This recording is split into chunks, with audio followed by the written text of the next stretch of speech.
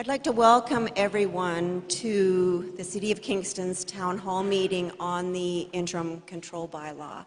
My name is Donna Hind. I'm a partner at the Planning Partnership, and I'm helping the city with tonight's meeting. I'm helping run the meeting tonight. Hopefully, everyone will have a terrific opportunity to share your thoughts on the Interim Control Bylaw. To get us started, I'm going to ask Lanny to give a few points of introduction to kick off the meeting.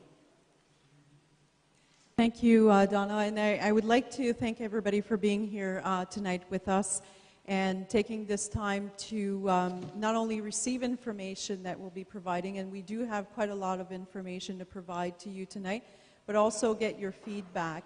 And we have quite a large team of staff that are here as well to be able to answer questions and also hear your comments, and I'd like to introduce them. So we have Paige Agnew, who's Director of Planning, Building, Licensing Services, Susan Nicholson, our Director of Legal Services, Tony Fleming, who's with Cunningham Swan and has been providing us with some legal support on this particular topic, Lisa Kappener-Hunt, our Chief Building Official, Greg Newman, our Manager Policy Planning, Lucretia Turner, our Manager of Bylaw Enforcement and Licensing. We have Leanne Hoagie somewhere at the back of the room, as well as Debbie Miller with our team who are assisting us. And I know Gerard Hunt, our CAO, was here as well earlier. I'm assuming he's still somewhere in the room. There he is at the back. We have a few councillors tonight as well. Councillor Jim Neal is here. We have Councillor Peter Stroud, and I believe I saw Councillor Liz Schell as well earlier, somewhere in the room, at the back there. I'm hoping that I'm not forgetting or missing any councillors. It's a large crowd. Like I said, there's a lot of information. Donna is very, very experienced and great at facilitating those sessions, and we're hoping that we'll be able to hear from all of you tonight. Thank you. Thanks, Lanny. So let's get started with an agenda, and I'm glad to see everybody's picked up a copy of the presentation for you to make your notes on. So we've divided the presentation into 5 parts. We're going to try and keep it as brief as we can while providing a relatively fulsome explanation of what an interim control bylaw is and some background. So I'm going to start with some ground rules. Then, as you can see, we've got 5 parts. How did we get here? Planning in near campus neighborhoods, what's the work that's already underway, what is an interim control bylaw, and what is it meant to do, what did the online survey reveal so far. As you know, it's not finished yet. You have until March the 10th to share your thoughts. And then what are our options? I'm going to break after each part to take a few questions of clarification on the content that will have been presented. So that's not the time on which you will make your comments. I'll deal with that at the end of the presentation. I'm going to be following the order of the speakers as you've signed up. So following the 5 parts of the presentation, if you wish to speak, you have signed up at the registration table. It's not too late if you change your mind. I'm going to take the order of speakers as you've signed in, and as everyone knows, there is a 3-minute time limit on speaking. So we do the 3-minute time limit to be fair to everyone, and I think everybody realizes the importance of being fair. So even if you go over by a minute, if 100 people want to speak, we're here for another 100 minutes. So we have to try and keep to the 3 minutes, and I really hope you'll help me do a better job making sure that we stick to the 3 minutes. The city has equipped me with a really nasty sign that I hold up in the 30-second mark if you're not behaving. So I'd really love not to have to use this, and we're going to be relatively strict at the 3-minute mark so that we can get everybody out of here before midnight. So tonight is really about listening. We're not here to have a debate. It's for city staff and everybody who's taken the time to come to listen to each other's perspectives on the interim control bylaw. What else did I want to say? When you come up to the mic, I want you to give your name and your address, so that's just so we have a really good record of those of you who've taken the time to put your thoughts together and share them publicly. I'm going to call people up 3 people at a time so we can kind of save some time with the shuffling around. If you choose to pass on your time to speak at the mic, just give me a little signal and I won't wait for you at the mic. We're going to try and wrap up around 9 o'clock. I think that should give us enough time to hear from as many people as we possibly can, but if we need to go over a little bit, we're more than happy to stay a little bit longer. And we'll have a few comments in a wrap-up at the end of the meeting, but if you want to go after you've given your 3 minutes, you're obviously more than welcome to make your way.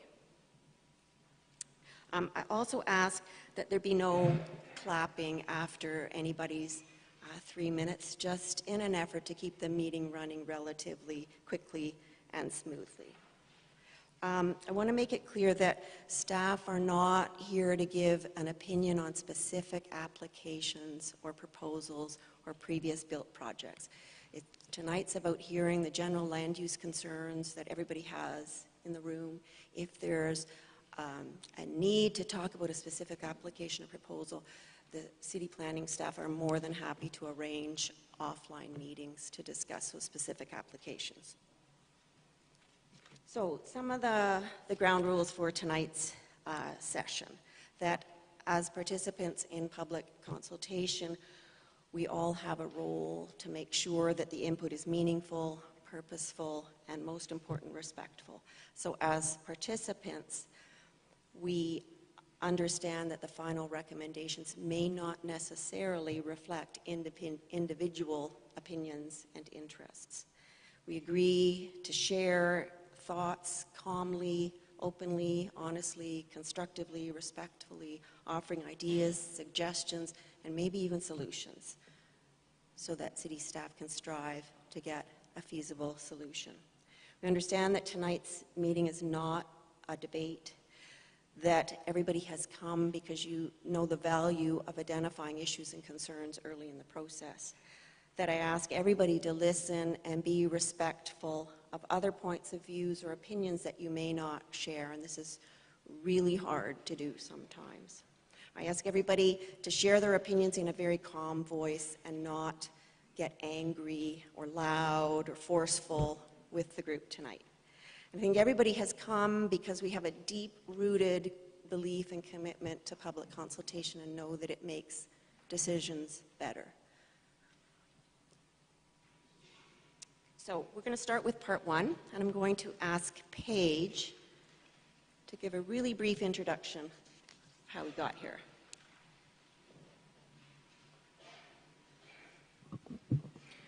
Good evening, everyone. I'm very pleased to be here tonight. I was talking to some people earlier on, and some people were saying, "Ooh, this is a really emotional topic. It's a very divisive topic in the community." But from my point of view as a planner, this is exactly the type of issues that we look forward to, and the type of scenarios where we can really get the community to come out and talk to us. Because oftentimes we do a lot of detailed planning work, and I feel like we couldn't pay people to come out and talk to us. They're not that interested. People are busy in their lives. So for us, it's actually exciting to have a full house tonight, and I appreciate you taking time out of your schedule to be with us. The purpose of this slide here is really just to give you a sense of the fact that this issue around an interim control bylaw, some of the issues that have come up recently, more so in discussions with the community, these aren't things that Kingston is just experiencing.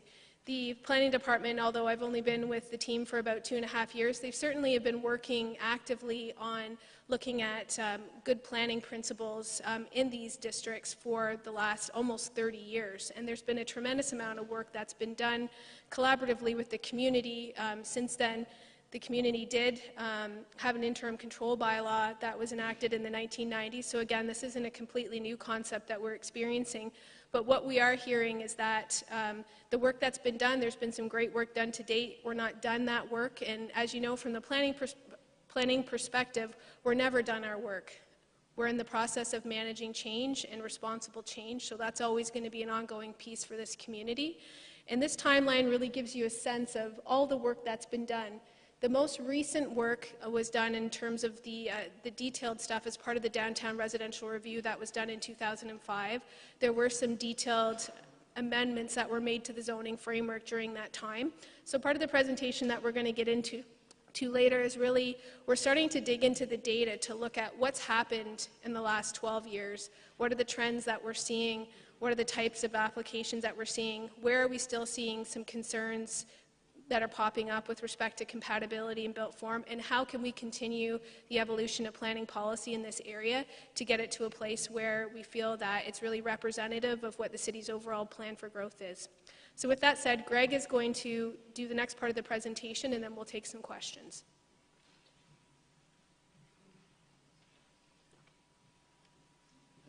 Thank you, Paige, and good evening. For those who don't know me, my name is Greg Newman. I'm the Manager of Policy Planning with the City. Just out of interest, by show of hands, how many of you have been involved in an open house or public meeting as it relates to the official plan? So quite a few, and one of the big areas of focus in our work on the official plan has been this distinction between areas in transition and stable areas. And one of the challenges that we've had is that there's a lot of gray area between what represents one and what represents the other. And so what we've tried to do as part of this 5-year update to the official plan that we're starting to approach, I would like to say, the finish line on, is we've tried to really provide clarity as to where the areas that we consider to be stable in the City of Kingston exist. And so on the slide here, it may be a bit difficult to see, but the yellow areas are what we identify in the official plan as our housing districts. And there are policies in the proposed updated version of the official plan that state housing districts are intended to remain stable. So just to ensure everyone's sort of oriented, the area that is subject to this current review is Williamsville, Sydenham, and Portsmouth.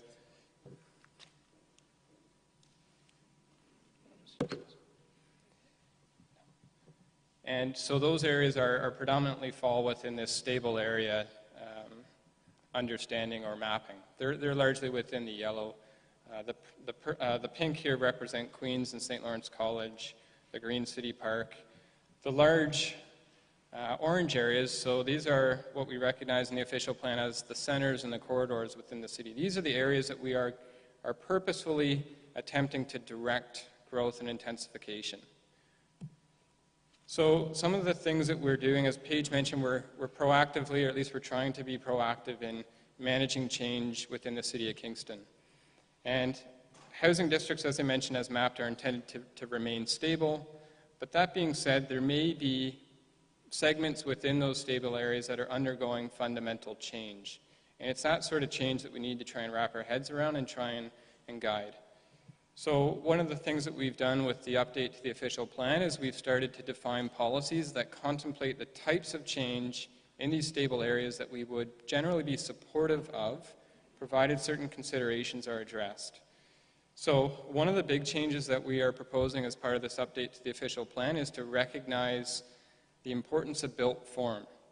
And I know Paige is going to get into this a bit later tonight, but we've heard a lot in the survey that the city is running about the concerns over these monster additions. So we are trying to proactively look at that in the context of the official plan to say if someone is proposing a large addition and having to do that through a rezoning or a minor variance, so a planning process, one of the considerations that we will be making when this new plan comes into effect is the compatibility of the built form, which doesn't exist today. There are other considerations for the types of change that might destabilize a community, and in an event that we get something that was not contemplated by this plan and it really has the potential to threaten the stability of a neighborhood, we're going to ask for a higher level of review. So we're going to ask for what's called an official plan amendment, so there's a higher degree of scrutiny, further tests given to really look at what's the appropriateness of this great change. And lastly, in areas like the near-campus neighborhoods, so the areas around Queens and St. Lawrence that are experiencing change over time, these areas warrant a greater degree of review. And so one of the things that we're doing is we're looking at, and we have in the proposed official plan defined the area that you can see in red as an area for future planning study. So it's been identified in the official plan as a future study area, and what we'll be doing in the upcoming year is advancing a public dialogue about what we want this place to look like, what we don't want to see, and how do we achieve that. So the ways that we have the opportunity to achieve that is to establish what we've noted here as preemptive policy and regulatory controls. So what that means is we want intensification on this specific street, we want it to look like this, but we don't want it here. We want these areas to remain largely untouched. The other big project that we're working on right now is the new zoning bylaw for the City of Kingston. So we currently have 5 different zoning bylaws for the municipality, some of which are more than 40 years old. So they're definitely in need of not just an update, but a consolidation and an alignment of expectations. So we're working on a new bylaw for the city. One of the big changes is to provide greater clarity of expectations regarding use. So instead of saying a one-family dwelling and a two-family dwelling, we're saying a single-family dwelling that may accommodate 1 or 2 or 3 dwelling units. So you can see in the image here, we're trying to be clearer as to the way that the use relates to built form. We're also looking at opportunities to look at how we might tie standards to bedrooms. So right now we regulate most standards like parking on the basis of the number of dwelling units. So 1 parking space for 1 dwelling unit. We're looking at opportunities to regulate parking on the basis of the number of bedrooms. We're also looking at regulating the supply of amenity space on the basis of bedrooms or on the basis of dwelling units. One big change that we've incorporated into the first draft of the zoning bylaw, which is available on the project webpage, so I'd encourage you to take a look, is we've actually removed the conversion provisions that currently exist in 8499. So zoning bylaw 8499 is a bylaw that applies to this area. And right now we have provisions that actually assign a path, that give a path for conversions of buildings. So we're looking at removing those conversion provisions. So any proposed conversion, if it wasn't able to meet the new standards, would have to go through a public process, and we would have an opportunity to have a conversation about it.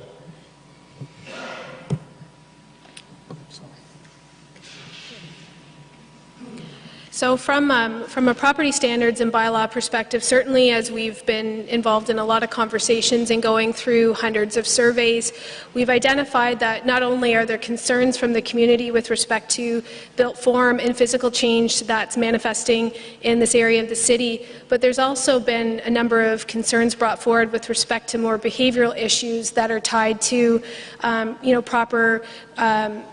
proper procedures, taking out your garbage, bringing it in responsibly, things to do with noise, things to do with other contraventions of our bylaws. So we have been taking more of a proactive approach towards this aspect of our business, especially in the last year. Lucretia is our new manager of licensing enforcement, and she'll be here to provide comments later if you have some questions. But really the intention is to take a much more proactive approach to the way that we're managing our bylaws and the way that we're providing enforcement support to the community. In terms of an overall restructuring, and I'll just quickly go over some of these things, we've completely overhauled the way that we allocate our staff to the community. We don't have a large number of staff, so we've looked at allocating them in a different way with zones that make better sense, that have backup and coverage for those areas. And we also have a team approach now, which we didn't have before. So if an officer is out for vacation or illness or that type of thing, we have a backup person that's identified so that there can be continued service in that area in the absence of the identified officer, which has created a lot of positivity and additional compliance that we've seen through the impact of this change.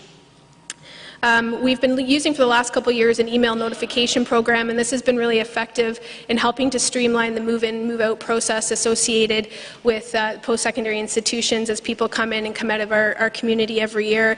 And we've got a proactive process of identifying what the standards are for landlords and property owners in the area well in advance, and as well, if there's any type of infraction on their property, they receive an email right away and they have to respond within 24 hours. So those changes have made dramatic increases and improvements in the experience that is undertaken, I think, with respect to the large move-in and move-out that happens twice a year, every year. In terms of information sessions, we've also really been trying to get, from an educational perspective, again, taking a proactive approach, our officers out to communities, out to different community associations, whether they're neighborhood associations, working with the post-secondary institutions as well, providing as much information and education out there in terms of what the bylaws are, what's allowed and what's not allowed. And oftentimes, people just are unaware that we even have a bylaw or what the expectations are. So we're trying to do greater awareness building with respect to our bylaws as well. From a property standards perspective, a new program that we've launched this year is a proactive one on the property standards, where we've worked very closely with AMS to train students from Queen's as it relates to property standards, so that they can go out into the community from a proactive perspective and help students identify if there are property standards issues within the places that they're living, and to give them specific advice, and again from an education perspective, and we look forward to that program being quite successful as it continues to roll forward. We also have a new dedicated property standards officer that has started with us in January, and that individual is dedicated to the near-campus neighborhoods to provide additional focus and support to those communities. We're doing a lot of bylaw work right now as municipality policy work generally, and as it relates to departments that I'm managing, we're looking at several bylaws. The key one for this group would be the licensing bylaw that we're doing in 2017. So there's a lot of opportunity there for public input. We will definitely communicate with you as we go through the process of updating that bylaw. It covers a lot of things, and there's lots of opportunity there to address some of the behavioral issues that have come forward as concerns, potentially through solutions with that bylaw. Lots of staff training. We're doing cross-training of our officers as well.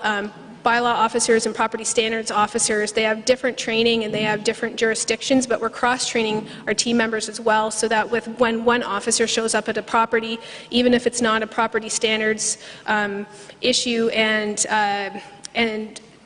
the staff is there, that they respond to both situations. So they're not going to say, I'm sorry, that's not my area, please call the city again and have somebody come to your property. They're going to be dealing with a multitude of issues by having the cross-training of our staff. And we are also working at looking at a non-compliance project and identifying where we have gaps currently in terms of illegal building, illegal occupation, and as that relates to impact data. So that's some additional work that we're going to be doing, and having a very proactive, targeted approach to identifying those properties that have compliance issues. Thanks, Paige. So before we go into the third part, are there any quick questions of clarification on those first two parts? Yeah, question in the back? Have to just speak really loudly. So this is on the content of the first two parts of the presentation.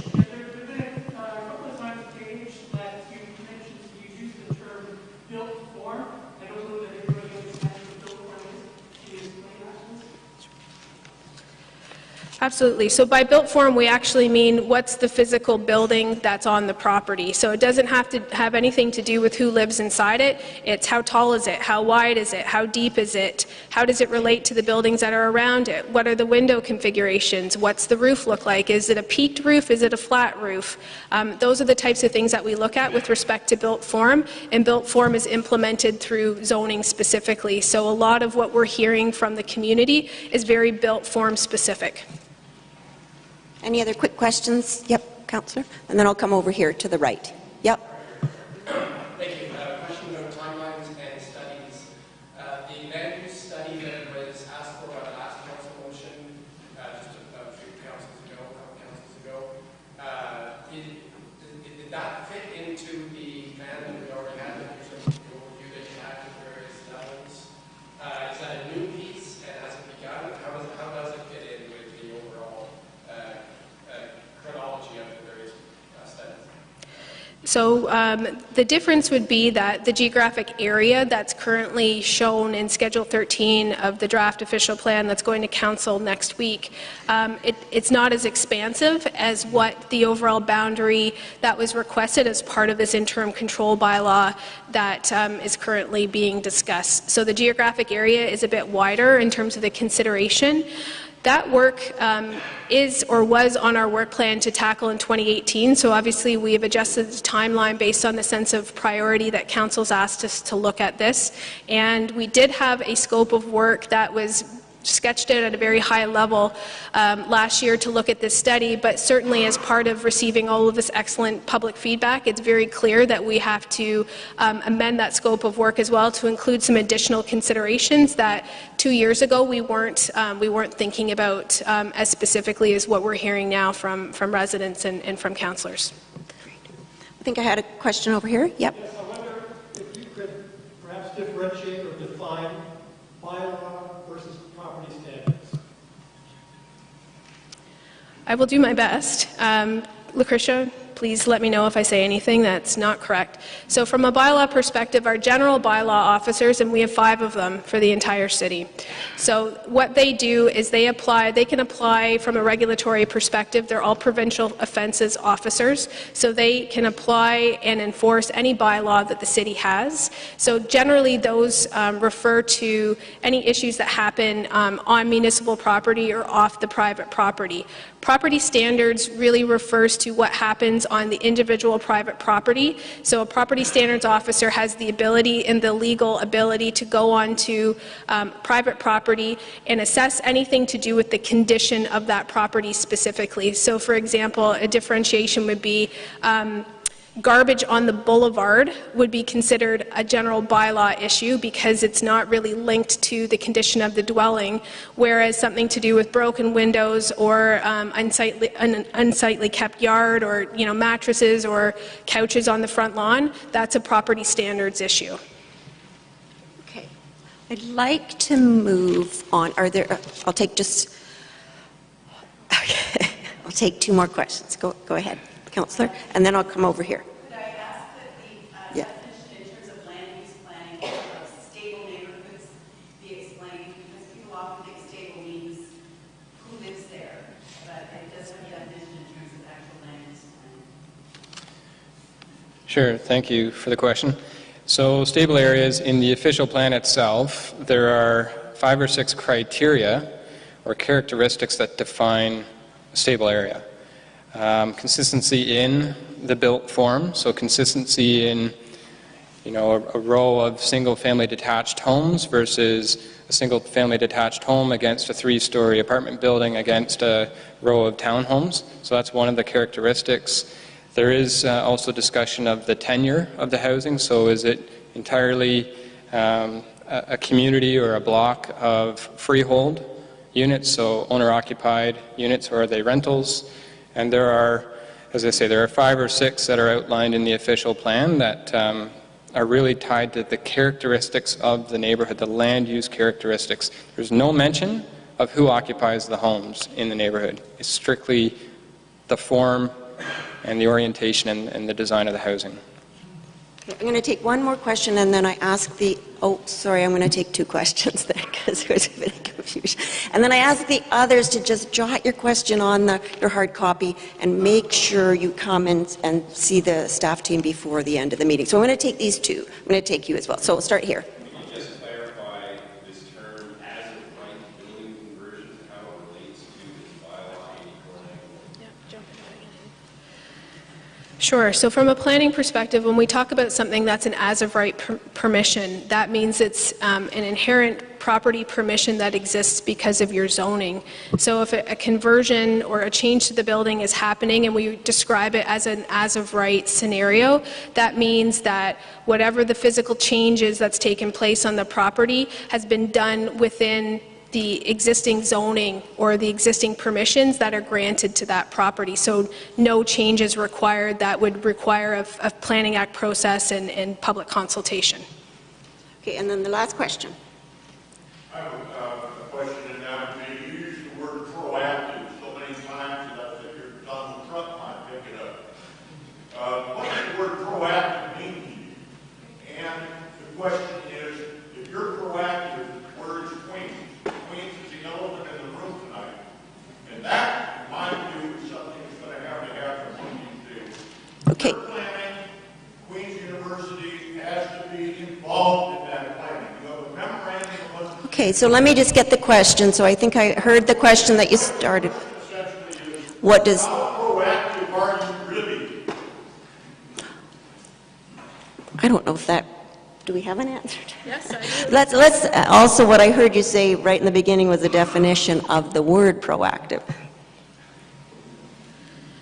So when I use the word proactive, it's a newer approach to licensing, and well, not licensing, but enforcement that has come about in the last couple of years. Our enforcement portfolio historically as a city has been one that's complaint driven, which means we respond when we receive a complaint from the community. By proactive, what I'm saying is we're looking at strategies where we're initiating those strategies with the community, from an educational perspective, from a property standards program with the AMS, where we've partnered with Queen's and we're training students to go out and be proactively sharing information and looking for items that are a concern in a neighborhood, as opposed to us waiting for a complaint to come in. Okay. So,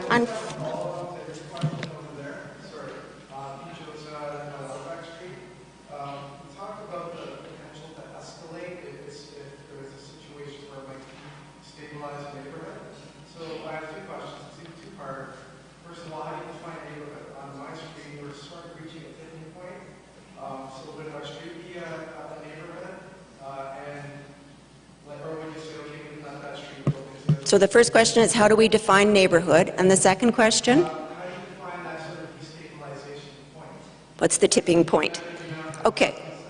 Okay. And so then, with answering this question, I just want everybody to agree I can't take any more questions on these first two parts, because we have a couple of other parts to get through, and then we're trying to leave as much time as we can for your part. So how do you define neighborhoods, and what's the tipping point? Sure. Thank you for the questions. So the answer to the first question is we don't explicitly define neighborhood. To Councillor Shell's question, we define a series of characteristics that collectively help us make the claim that a certain area, a block, a community of 6 blocks is consistently defined by a series of characteristics. And then how do we define the tipping point? Again, we don't define the tipping point. I'm referring specifically to at the level of the official plan. It's intended to be a high-level visioning document to guide growth and change over a 20-year horizon. But where we do need the feedback from all the people in the room here is in defining what the expectations are in terms of that built form. So that's, I think, a lot of the feedback we've received with the survey is people are unhappy with the way that things are evolving in this neighborhood, in this community of neighborhoods. So we're really here to listen, to take notes, and to understand what are those fundamental things that are causing grief with respect to the built form, and perhaps there are other issues outside of built form. Because then what we can do is we can take that feedback and we can look at how we are regulating built form through our bylaws, one being the zoning bylaw for the City of Kingston. Okay. So I'm going to ask now for Tony to come up. We're going to go through now the third part of the presentation. What is an interim control bylaw, and what is it meant to do?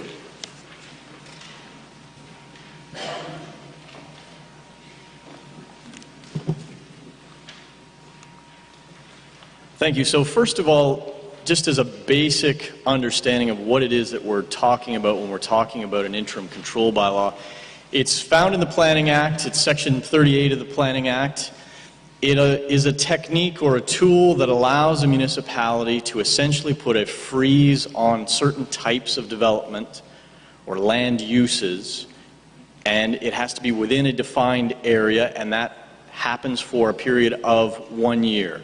So the key issue there is, or the definition is, it is related to a type of land use, and it must be within an area of the municipality that is defined. So the Planning Act allows the municipality to put a freeze on the entirety of the municipality, or to restrict the area within which that freeze or pause in development will occur. As the slide indicates, it is a powerful tool. Obviously, we are stopping all types of development, or a certain type of development within a certain area. And that is a very powerful technique or tool that the municipality can use. And the province has given municipalities this tool because it recognizes that there are circumstances where the municipality may be at a point where allowing development to occur of a certain type in a certain area, while we're trying to study and create ways to deal with a certain issue, may allow the issue to get worse and worse. And so the pause allows the municipality to say, from this point forward, for a period of 1 year, we're going to do this study. And during that period of time, everyone is just going to take a pause, and we're going to figure out what the issues are and how to address them. So in order to implement the control bylaw, jumping around here, must first, by resolution, direct that there be a land use planning study that happens. And so council has directed staff to look at this land use study, and that's what we're here today, to try and understand from the public, what are your issues? How best should we be addressing the issue? And you're going to help determine what that issue is, what it looks like, what are your concerns, what do you think needs to be done? Once the land use study has been directed, then council can pass an interim control bylaw, which gives us the pause that I just talked about. The one-year period is the standard period during which the study is enacted. That can be extended by 1 additional year by council, which gives you a total of 2 years. Now, that doesn't mean that the land use study is going to take 2 years. The study should be done in a timely fashion, but the province has again identified that sometimes these things take longer than 1 year, so they've given some flexibility to the municipality. And obviously, if we're studying something, that has to be connected to the prohibition. You can't study A but prohibit B. And the test, the generic test that the courts have looked at, notwithstanding that this is intended to be a pause, it does not need to be brought about by an emergency or some urgent situation. So the courts have looked at various iterations of interim control bylaws, and they have quite clearly determined that it isn't a situation where the municipality is required to prove that without this interim control bylaw, horrible things will happen. This is essentially, as the quote indicates, breathing space to rethink your land use policies, and they're going to suspend development of a certain type within a certain area that might conflict with what new policy may be devolved out of the land use study. And so that quote is from the seminal case on interim control bylaws, which is a case called Equity Waste Management. And that really is just looking at what are these bylaws supposed to do. And I think if you think about interim control bylaws in the context of this quote, I think that's a good way to conceptualize what it is that the province has allowed municipalities to do in this case. So who is affected? Obviously that's an important question for all of you. It affects all properties and all structures within whatever area is defined in the bylaw, and it only affects those land uses that are defined in the bylaw. So right now we do not have a bylaw, so I can't tell you what that is exactly, but those are the things that staff will be looking at when they make their recommendations to council. And it is of course possible that certain types of land uses could be exempted. The most obvious exemption is by implication if we prohibit a certain type of land use but no other types of land uses. All those other types of land uses can still occur, obviously. It's only the ones that have been specifically identified in the bylaw that are prohibited. And staff will be considering whether the other types of exemptions would be appropriate or inappropriate in the particular circumstances. What is important for people who are in the process of planning applications is to understand that from the minute the bylaw is passed, that particular land use is prohibited. So if you have an application that is in process right now, and the bylaw were to be passed before your application is approved and your building permit is issued, then your application will be on hold until the interim control bylaw is lifted. And the building permit issuance is a key point there. If you have a building permit that is issued on the day before the bylaw is enacted, assuming there was an interim control bylaw, you are entitled to continue to do that project under that building permit. If your building permit is not issued, then you would not be allowed to continue. And of course, during the interim control bylaw period, no applications under the Planning Act could be approved that will be contrary to the interim control bylaw. Can it be appealed? Of course it can be appealed. If you receive notice that the bylaw has been passed, and the notice provisions are set out in the Planning Act, you have 60 days from the date of the bylaw being passed to file an appeal with the Ontario Municipal Board. There are two different ways you could appeal. Well, there's actually three ways you can go after the bylaw, so to speak, but there's two ways you can appeal to the board. First, you could ask the board for a site-specific exemption for your particular property, or you could appeal the entirety of the bylaw. The third way these bylaws are challenged is under the Municipal Act, and that is a challenge to the bylaw that the bylaw is illegal. It was passed in bad faith or otherwise was illegal under the Municipal Act. If there are appeals to the interim control bylaw, the bylaw remains in force during the appeal period. I mean, if you think this through, it would be difficult to achieve the purpose of an interim control bylaw if you could stay the operation of the bylaw while you appealed. So the bylaw does stay in force while the appeal happens. It's different than a zoning bylaw that way. If you are going to appeal, obviously you need to demonstrate that you have legitimate grounds for an appeal, land use planning grounds, legal grounds. Alleged loss in property value is not a ground that the board or the courts will consider under an appeal. Excuse me.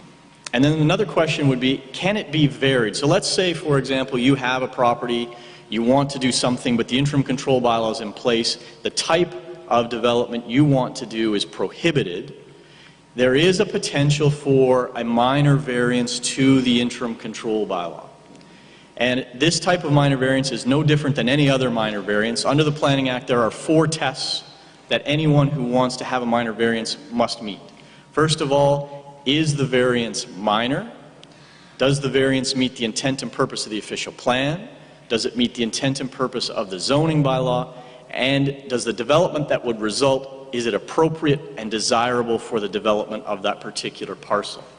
So the key question that the board will ask, the Ontario Municipal Board, is would this particular variance undermine the purpose of the interim control bylaw? And that's going to be obviously a very fact-specific question that's going to relate to the bylaw itself and also the development that's proposed. Another issue that may be raised or considered is whether there is a human rights component to this. And this goes back to what Paige and Greg were talking about when they're talking about users of property. I'm not going to read the section of the Human Rights Code that's in the slide, but really what we're talking about is discriminating against users of land based on who they are. And so obviously that is not what the city intends to do, and that's not the basis for an interim control bylaw. So what we're talking about here is not putting a control or a prohibition in place to somehow prohibit certain users of land. It's about the use of the land. And the use is, if you remember the slide that Greg put up dealing with single-family home, duplex, triplex, etc., those are uses of land. Who is actually within those buildings is the user of land. And the bylaw, the regulation, doesn't deal with user. It only deals with uses. So to talk about some of the terms that were defined, the bylaw will deal with built form, not who's occupying the built form. It would deal with the planned function of an area, for example, a single-family type of neighborhood, and it will deal with the location for growth and intensification. So those are legitimate land use planning characteristics, attributes that the bylaw will look at. Obviously, those buildings are going to be occupied by people. That's why we build them. But we don't care who's occupying them. We look at built form. We look at planned function. That's the planning issues that hopefully we will get from you folks tonight so that we can better understand how to deal with this.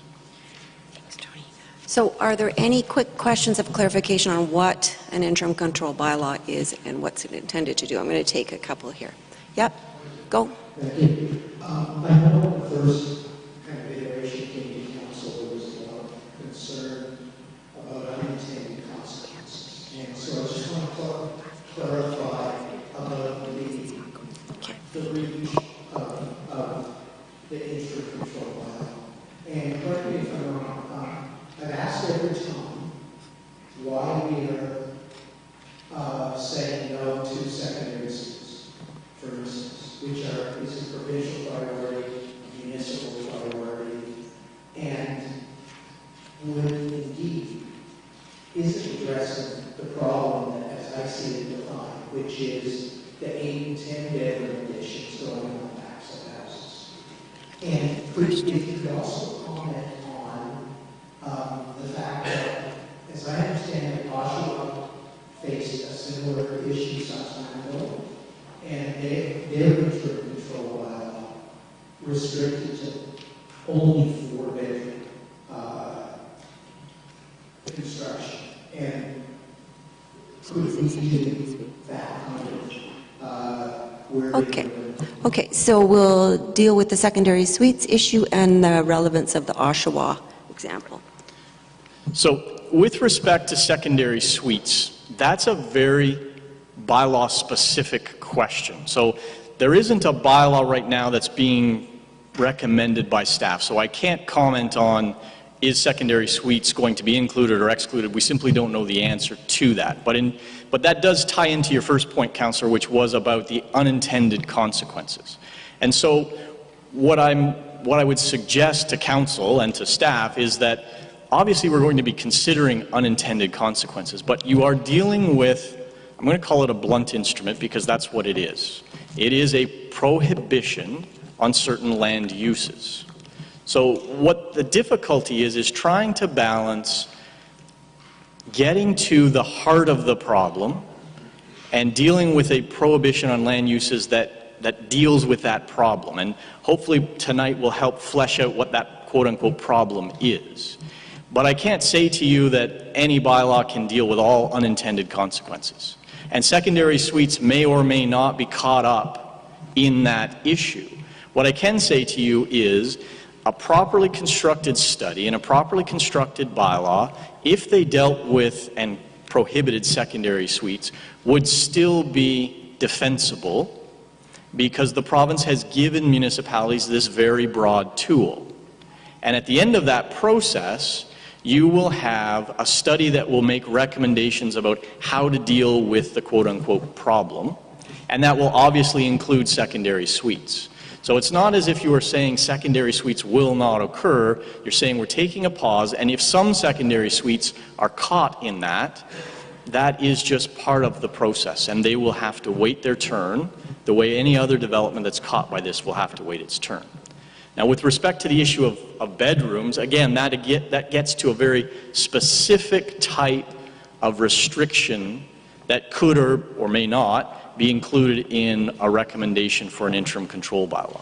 So obviously we're going to look at the issue of should bedrooms be part of the definition or part of what is the land use that we're prohibiting.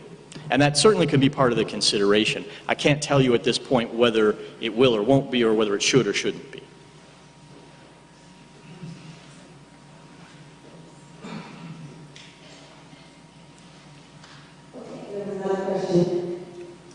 Thank you very much. So I understand you have to have a land use study in place before you have an interim control bylaw? That is incorrect. That is correct? Incorrect. You do not need to have the study in place before you have the interim control bylaw. What you need to have is direction from council to conduct a land use study. And then because you are conducting a land use study, that gives you the authority to enact the interim control bylaw. It would be almost impossible or very impractical to say you need to finish your study and then have your prohibition. The prohibition is intended to give you that breathing room, that pause, so that you can conduct the land use study. My next question is, I noticed in the accounts are going to be, somebody who's been working on a planning or trying to rezone something for a year or two or something like that, something that they can cut off. I'm sure there will be the challenge will be. So how long will be delayed the policy? I know they say we're allowed 1 year and then maybe 2 years. How long could that be to see the worst case scenario delay the process? A challenge to the interim control bylaw to the Ontario Municipal Board will not delay this process. So while, let's assume a bylaw were passed and an appeal or several appeals were filed, the interim control bylaw would remain in effect, the prohibition would remain in effect, and those bylaw appeals would be dealt with in the normal course through the Ontario Municipal Board. In parallel with those appeals, the land use planning study will continue to occur.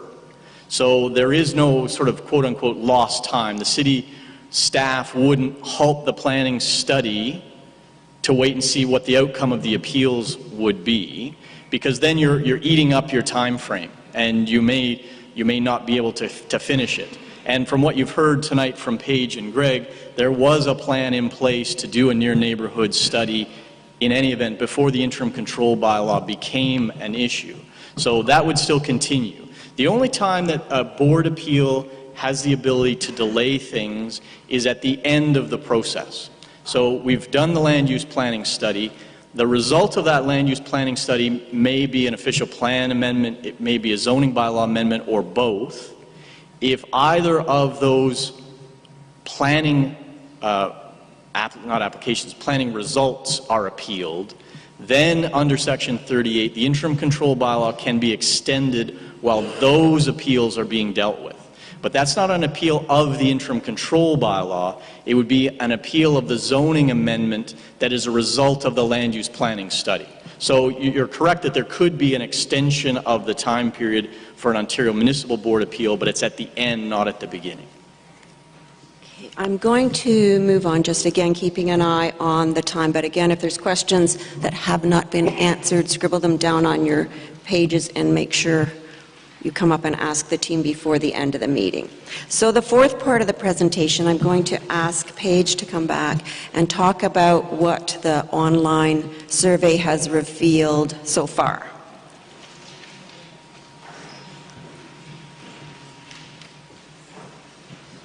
So we've had great uptake of the survey, and at present, the information that we pulled, it's a little bit out of date because I pulled most of the data a week ago.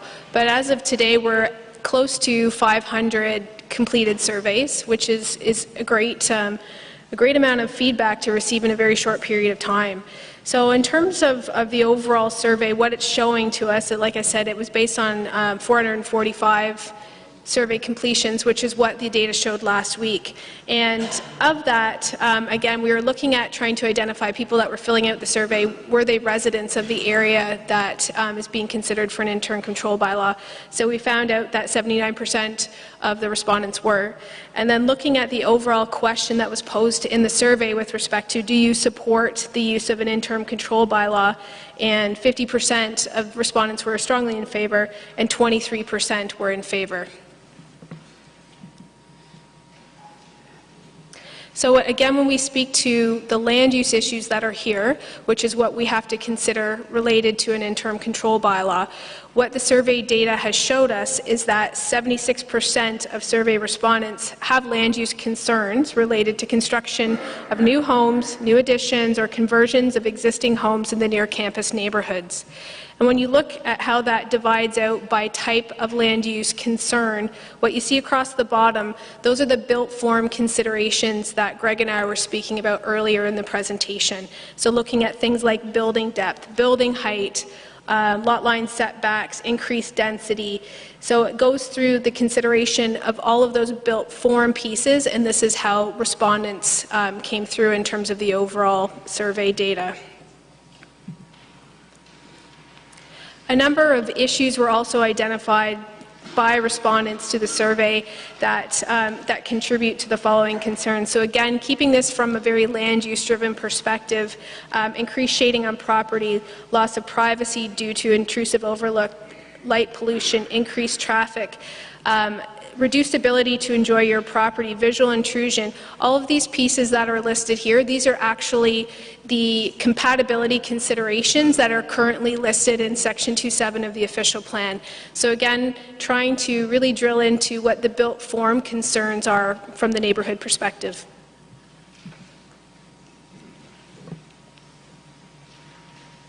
So I wanted just to give an example of one of the things that we heard through the stakeholder interviews that followed the survey. And so, as Tony sort of alluded to, we're here tonight to receive all the feedback to better understand what the land use issues and the concerns are, so then we can start to scenario test the zoning bylaw to see what changes may need to be made to address the issues and concerns presented. Either we do that through an interim control bylaw or we do it through other means. So one of the opportunities that was presented through a stakeholder interview was this idea of applying the amenity space requirement for one-family and two-family dwellings. So right now, 8499, the zoning bylaw, we require amenity space, which is something like outdoor landscaped space, like a patio for the shared convenience of the occupants of the building.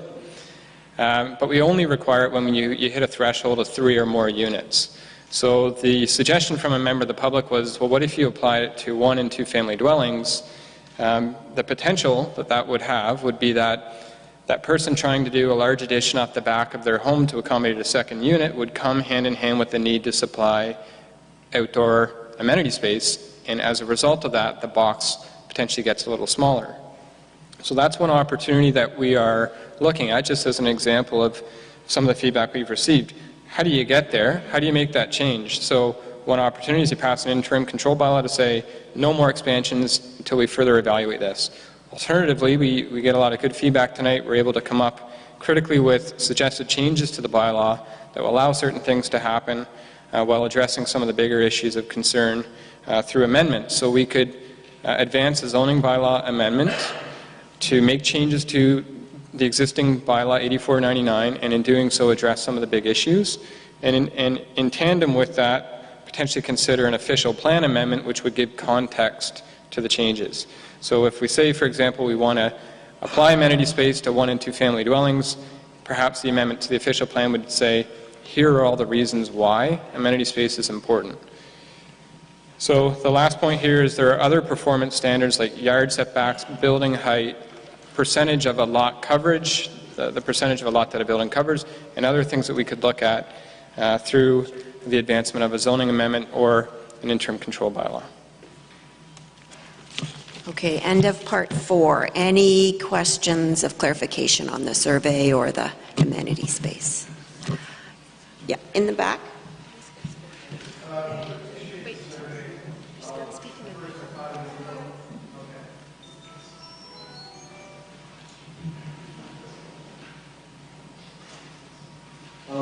Yeah, I appreciate the work of the guys in the survey. I see there was a very strong there in favor of the ICP. I have a question. Are you able to extrapolate on the 79% of the residents that live in the neighborhood? How many were in favor of strongly? So as part of the survey information, we asked for people's contact information as much as possible. A lot of respondents declined to provide that, including what we were hoping was to draw from people's postal codes to get a sense geographically, to have that geospatial link to, we're hearing this piece of data and this is where this person actually lives, to get a sense of what is the actual overall neighborhood or subject area consideration here from that neighborhood perspective, and what's the opinion. So we don't, unfortunately, because we weren't able to get that, a number of people declined providing that. We don't have that consistently for all of the responses that we've received. One question. The proposal isn't subject to a variance. It's still subject to a full form of the If it's subject to a variance? Sorry, could you, just to make sure I understand, so you're saying if there's a variance that's being requested? No, the proposal is put forward, it doesn't require variance, so we won't change it out, it's not going to require variance, it's still subject to any legal form or restriction on the law. So from again, this goes to the as-of-right permission. So depending on what the nature of the change is that's being contemplated on the property, if you can do so and change your built form within the zoning permissions that you have in an as-of-right scenario, it doesn't trigger a Planning Act process. So therefore, there wouldn't be a public process or notification that's sent out. What's required from a building perspective is we don't have a formalized piece of legislation that says you have to circulate to this number of people if somebody has requested a building permit. What we have done as a recent measure is we do publish all of our building permits online through our DASH, which is our Development and Services Hub, and you can can go on at any time and see a map of the entire city that shows all the active building permit applications. So you are able to have a look to see if there are active applications in your neighborhood. And that's the best that we can do in terms of being able to provide information as to what change is happening. But if it doesn't trigger a Planning Act process, there is no formalized public component of it. Okay, we're going to go into the fifth and final part of the presentation so we can get on with the hearing from the community. So the fifth and final part, what are the options? So again, in taking hundreds of pieces of data and trying to correlate it and look for patterning and looking for consistency in what we're hearing, we looked at 3 general thematic areas of grouping the information that's coming into us. So again, from the land use planning perspective and looking at the use of an interim control bylaw, we're really dealing with physical form or built form considerations only. Those are the items that an interim control bylaw can potentially help to regulate. We've also heard some feedback related to concern over the pace of change or the extent of change or the quickness of change that's happening. And we wanted to be really clear in the way that we are grouping the data that we're receiving in the feedback so that when we look at it from a comprehensive problem-solving perspective, that we can group certain things in areas where we can use certain tools, but an interim control bylaw isn't the universal tool to address all the feedback we've received. So we wanted to make that really clear tonight. So an interim control bylaw doesn't regulate the pace of change or applications. It puts a pause on it for a period of time, but it doesn't deal with that directly. And some of the behavioral issues, the property standards, the bylaw issues that have come forward as part of the survey and other feedback that we've received, certainly an interim control bylaw isn't going to do anything to address those issues. So again, that's why my entire team is here tonight. We're really looking at this as a complex scenario to problem solve, integrated problem solving where we have property standards and enforcement working with planning, working with the building department so that we're coming up with solutions to the problems that are present that are very integrative and strategic in nature.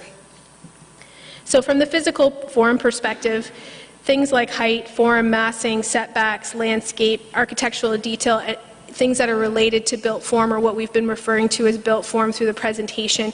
We have several tools, planning tools that are available that regulate those things, like the official plan, like zoning, like the development of architectural controls, which would be similar to like a heritage conservation district. So you have heritage rules that are created to dictate how built form can change in an area. And certainly what we have right now, we have a number of those tools. Like we've said, we've been working for 2 years on an update to the official plan. We're hopefully in the home stretch with that, bringing that to council. There are a lot of really important policy changes that will give a lot of strength to the policies that we have now that are proposed as part of this. We are working on the zoning. It's a very complicated thing that we can't do in a couple of months, but that work has been ongoing for the last year and will continue over the next year. So those are the tools that we have before us right now. So when you boil it down and you look at the interim control bylaw, we essentially have 2 options where we can just get on with the studies that we're currently doing, continue with those studies, we're already committed to them, and have whatever the outcome of those studies be, amendments to our policy documents. Or the second option would be to enact an interim control bylaw, hit a pause, and then do the studies and come up with it or whatever policy recommendations are a result of that process. Is there anything else here? In terms of pace of change, Greg and I are really trying to look at quantitative ways of being able to look at pace of change and trying to look at the data that we already store in-house and what kind of things is it telling us about what's going on in terms of the rate of change in our community. So this slide right here, it looks at planning applications that have been undertaken in the study area since 2005.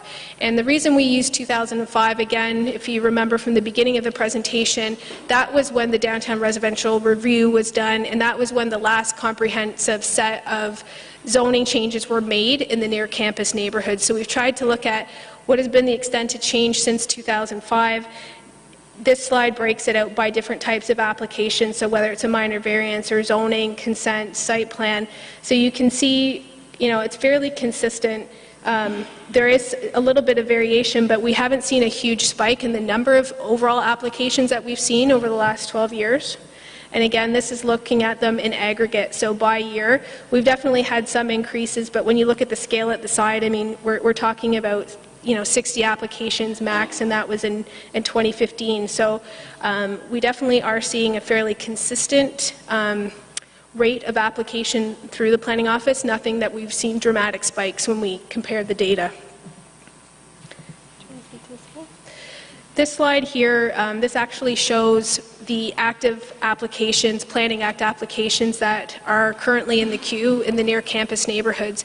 So from an impact or who's affected point of view, this gives you a sense. I think there's about 25 altogether. There may be a few new ones that are in process right now that weren't captured on this map, but it gives you a sense of the number of applications that are currently working through the process that, should council decide to enact an interim control bylaw, would be effectively put on hold for the time of that study.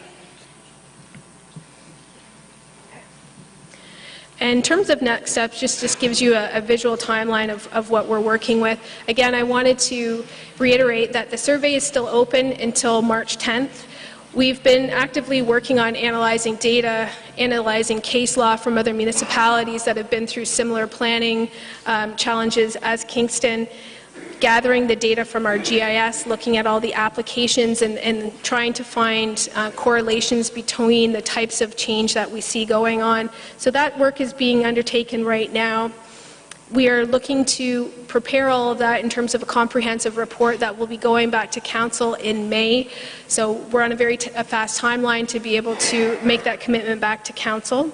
So there is time, there's more opportunity for conversations. If you have additional written pieces of correspondence, we'll be accepting those at any time. Encourage as many people to fill out the survey. If you need more of a one-on-one discussion, we can certainly facilitate those conversations as well, but we will be working quite intensively over the next 4 or 5 weeks on coming up with what we will be recommending as a planning staff perspective for council's consideration in May. Thanks, Paige. Okay, so we'll start with the, question of clarification on that last part.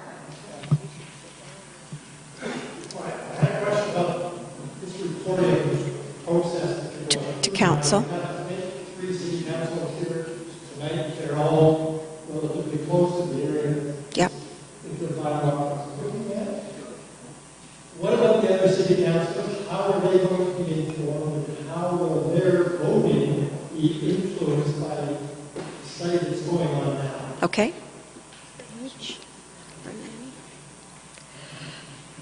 So as we work through the staff process, members of council, it's not uncommon for us as we work toward whatever recommendation that staff is going to be bringing forward for us to facilitate smaller meetings with them so that they have a good sense of what we're going to be recommending and why, and we have an opportunity to explore questions. So that's likely to take place throughout the month of April. But then really all of that information goes to them in their council package, and they consume all of the data that's in the reports. Oftentimes they ask us questions, and then we're responding to that in open forum when the matter's on the floor with council. Okay, 2 quick questions. Yep. Can I ask you, I'm going to have to ask you to come up and ask the question at the mic so that it's picked up on the live feed. Very quickly, the report in May, do you anticipate that to have as an attachment the draft bylaw included for our consideration? I would say at this point we're still in the process of really looking at what we think is sensible and defensible from a land use perspective. So I don't have an answer for you on that right now. We're still in the process of coming to that determination from staff's perspective. So question of clarification on the last part of the presentation.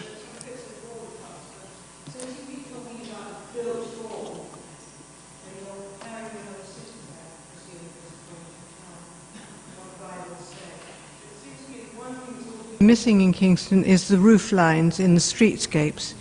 I know you've talked about the bulk of the building and the space it's on, but there has to be something which keeps the heritage of the city in shape, and that really does pertain to roof lines. Has there been any discussion on that? I don't know whether I'm being clear, but... Thank you for the comment. And streetscapes and bends and none of these ugly things. Yes. so Pushing. I know we're going to open up the floor momentarily to comments on the areas of interest, so that would be a good example of the sort of feedback we want to hear. Thank you. So I appreciate the comments. With regards to the interim control bylaw impact on issues, I'm just a little curious as to what you meant by behavior. Whose behavior? The interim control bylaw will not impact behavior. So what we were trying to show in that slide is we've received a lot of feedback, some of it land use planning based, some of it that isn't related to land use planning or it doesn't have a direct correlation with land use planning. So what we considered to be in the behavioral category is things related to poor property maintenance, garbage, noise, those types of more behavior-based issues, enforcement-type issues that we've heard quite a bit about through this entire process of talking to the community on this issue. So tenant behavior or occupant behavior as opposed to developer behavior. I don't know if we know that. Okay, a couple of quick last questions because we really want to get on to the last part. Just clarification on the slides that you presented about the pace of change.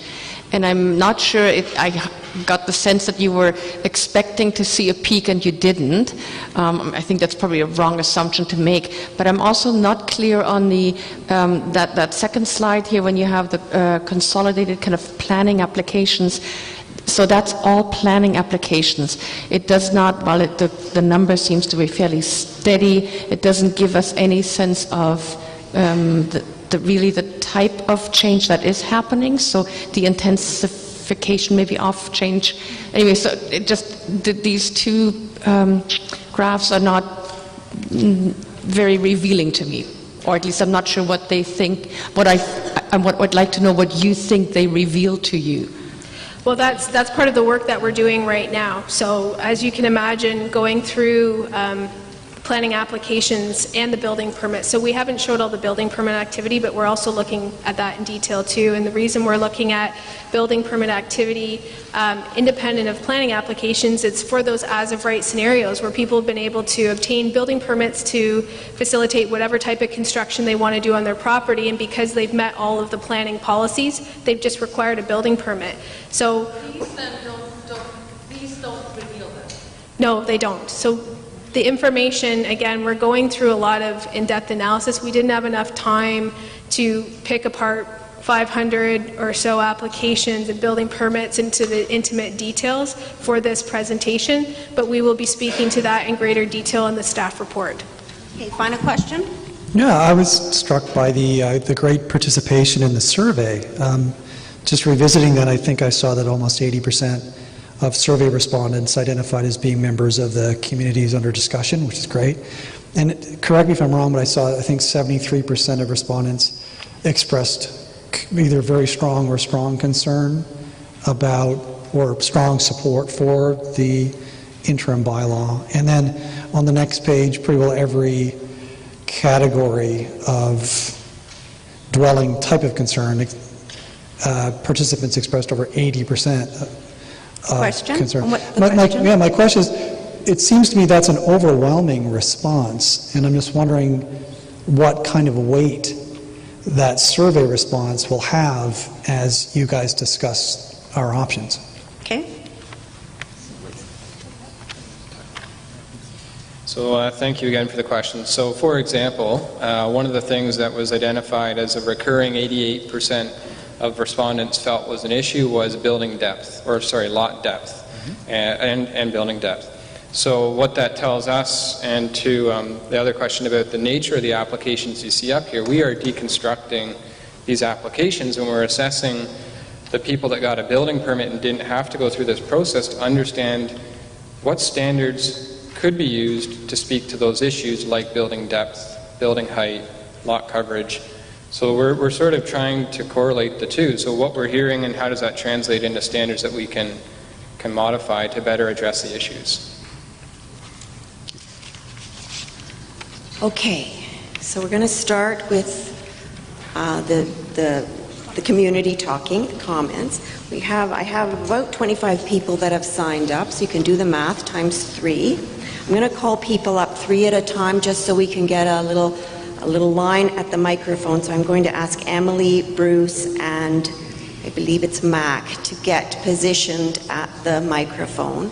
I'd like you, when you begin to speak, to give your name clearly into the microphone so we can make sure that's recorded. And if you'd like to give your address as well.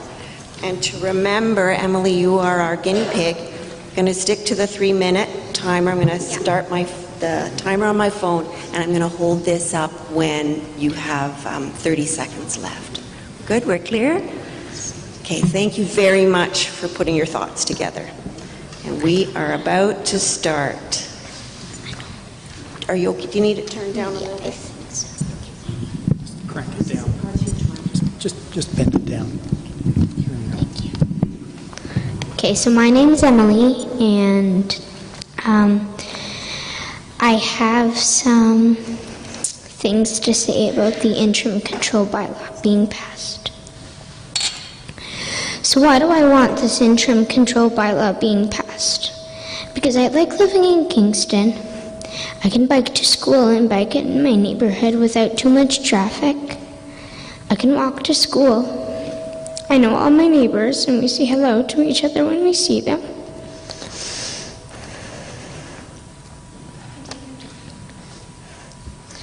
We can walk to the lake, and the park, or the corner store with friends.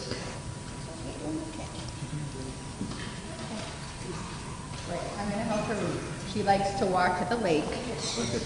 Sorry. She likes to walk to the lake and play with friends at the park. I can play with my friends outside safely because we know the people in our neighborhood, and everyone watches out for each other. Why I like my family living in Kingston. We like walking downtown to the shops and restaurants. Mom and Dad can walk to work and are close enough that they can quickly pop up to school to see me for lunch or for an assembly. We don't have to drive everywhere, and activities are close by. It's easier getting to places because traffic isn't bad when you walk or bike. I don't have to take a bus or school. I can walk or bike there. Why we should stop these monster conversions for the next year. So more families will move into the downtown neighborhoods. So there isn't garbage, litter, and cars all over people's lawns and streets because too many people are crammed in houses. So friends and neighbors don't have 20 random people moving in and out next door to them every year, making it so we don't know our neighbors any longer. All our friends will have to move to other cities and make our neighborhoods unsafe. We moved here because my parents wanted a better place to raise me, my sisters, and myself without having a long commute. But if we lose our neighborhoods and a community feeling, there would be no reason to stay in Kingston. That was fantastic. Thank you very much for sharing your story. That took a lot of courage to stand up at that microphone. Yeah, well, it takes a lot of courage for me to stand up the microphone, too, Donna. A young activist in the making, good for her. That's fantastic. Yeah. Fantastic. My name is Bruce Downey. I'm with Hughes Downey Architects, and I used to walk the lake when I was that size. I was raised here in Kingston on Frontenac Street, next to Earl, right in the belly of the beast. And at that time, there were lots of families. There were lots of large homes.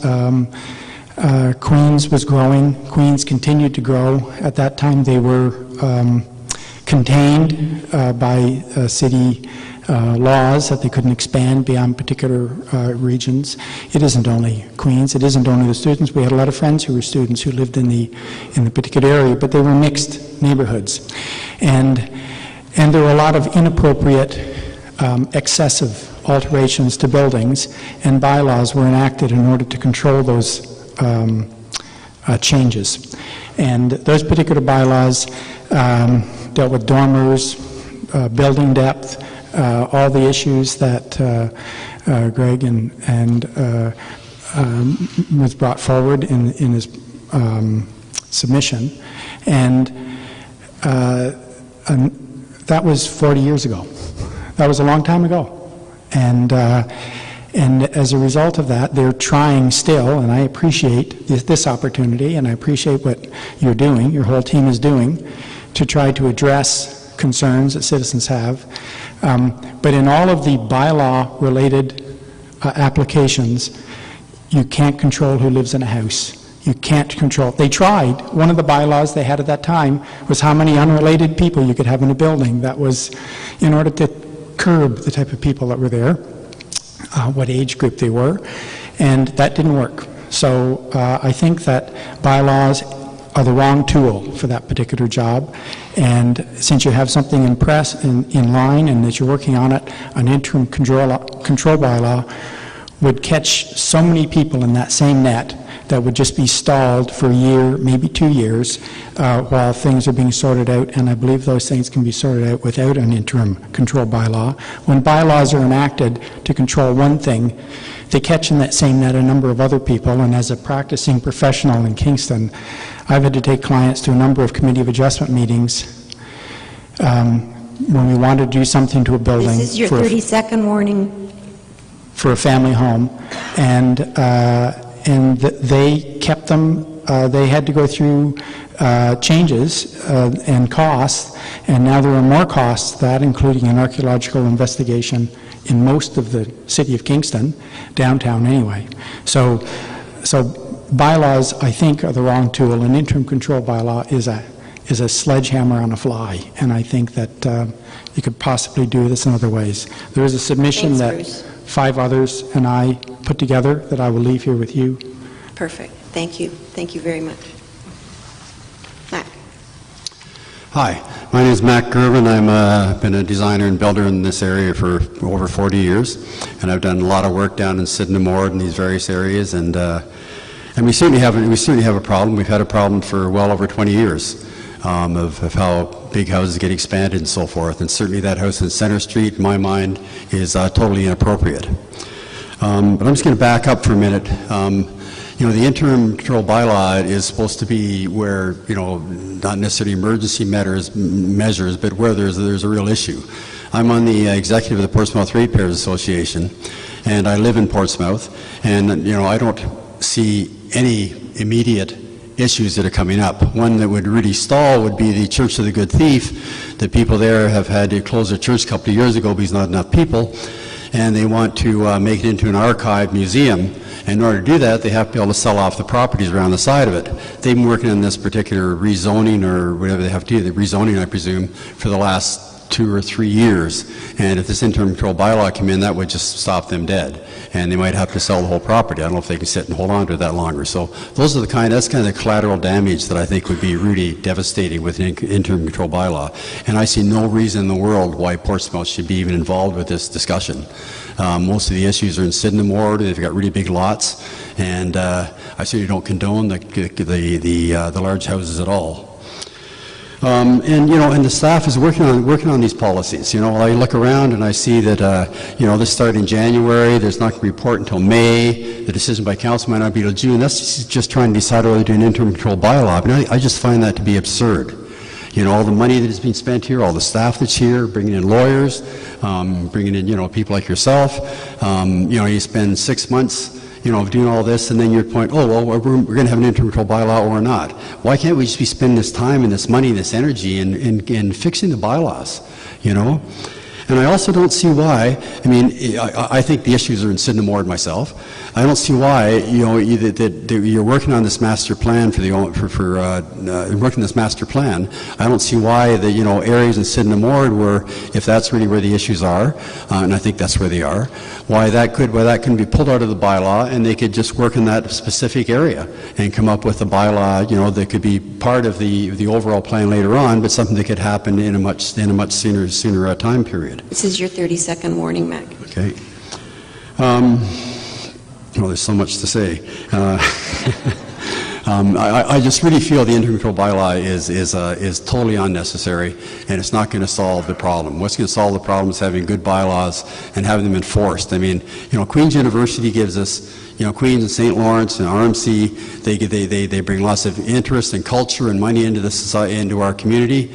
We need to spend more money on enforcement. I mean, most of these issues are really about garbage and noise and so forth, aside from the big houses. So there's lots more to say, but I'm sure we'll hear it from others. Thanks. So I'm going to call up the next three speakers. I have Dawn, Seymour, Neil, Donnelly, and Pat Powers. So if we could get Dawn up to the microphone and the other two and behind, that would be great. So Dawn. Good evening. My name's Don Seymour. I'm the CEO of Addictions Mental Health Services, Kingston, Frontenac, Lennox, and Addington. Our head office is located at 552 Princess Street here in Kingston. So AMHS KFLA provides addiction and mental health services to over 4,000 people in KFLA. We are a nonprofit organization primarily funded by the Local Health Integration Network. We're also a partner in the city's homelessness prevention strategy, and we work closely with city staff and home-based housing through the Housing First program. We provide housing supports to over 200 people in a variety of support locations and support models, including group living, apartments, as well as supporting people in private sector accommodations through rent supplements. We own 7 properties in the 3 wards under consideration for the development freeze. We feel strongly that this freeze may have a negative impact on future plans to redevelop or repurpose our housing supports as we look to create much-needed, affordable, supportive housing in the city of Kingston. We are just about to undertake an asset review, so the timing is a bit ironic for us, and part of that asset review will look at can we expand our existing properties in these neighborhoods.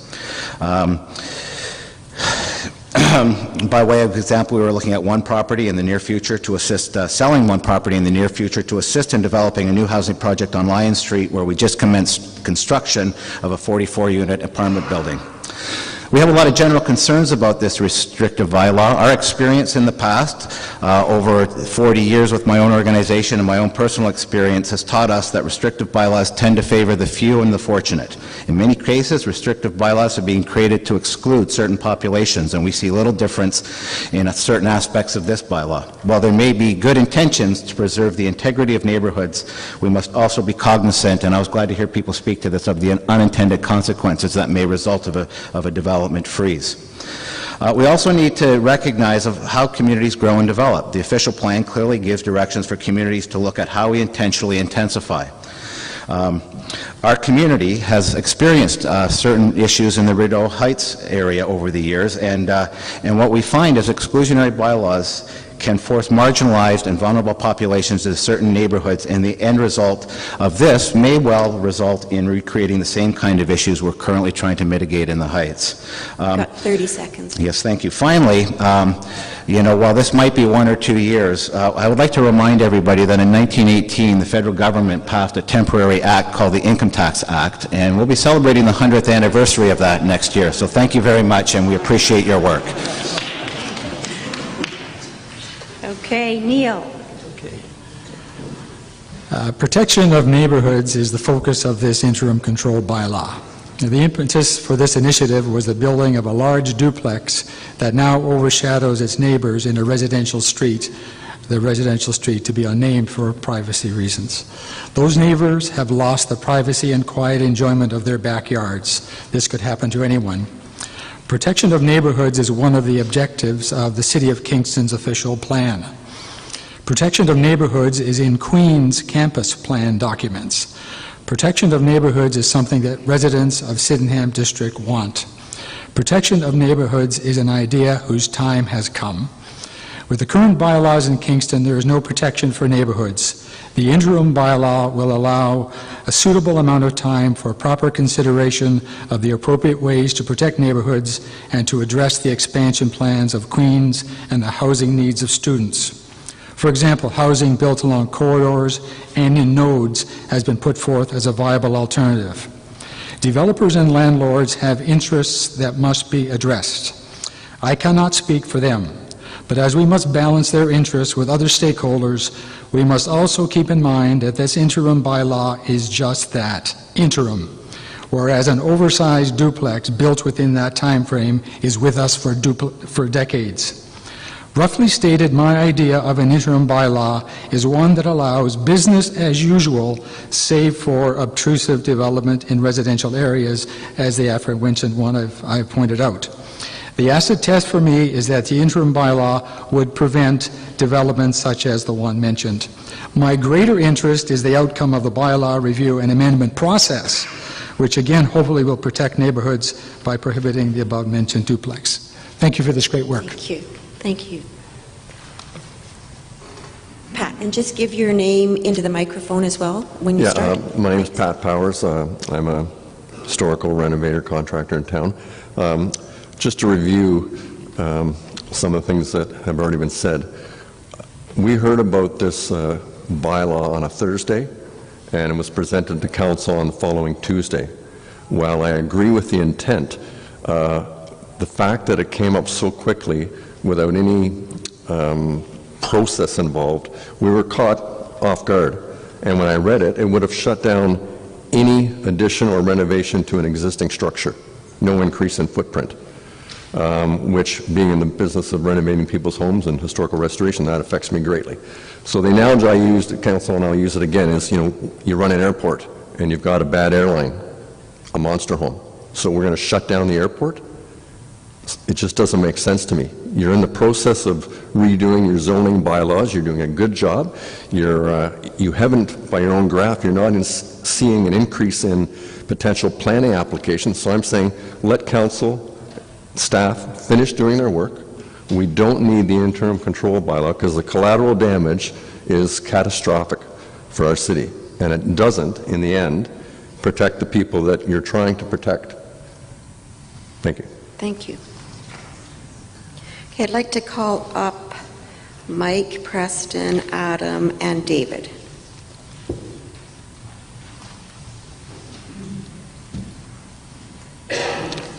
Welcome. Thanks for coming. So just state your name into the mic. Sure. My name is Mike Preston, and I'm a resident of Sydenham District. I just want to start off by saying that, contrary to what Paige said earlier, I don't believe this is really a divisive issue. I think most people in this room want to find a solution to overscale development and inappropriate development. I think what has been divisive is the idea of an interim control bylaw and how it was initially introduced.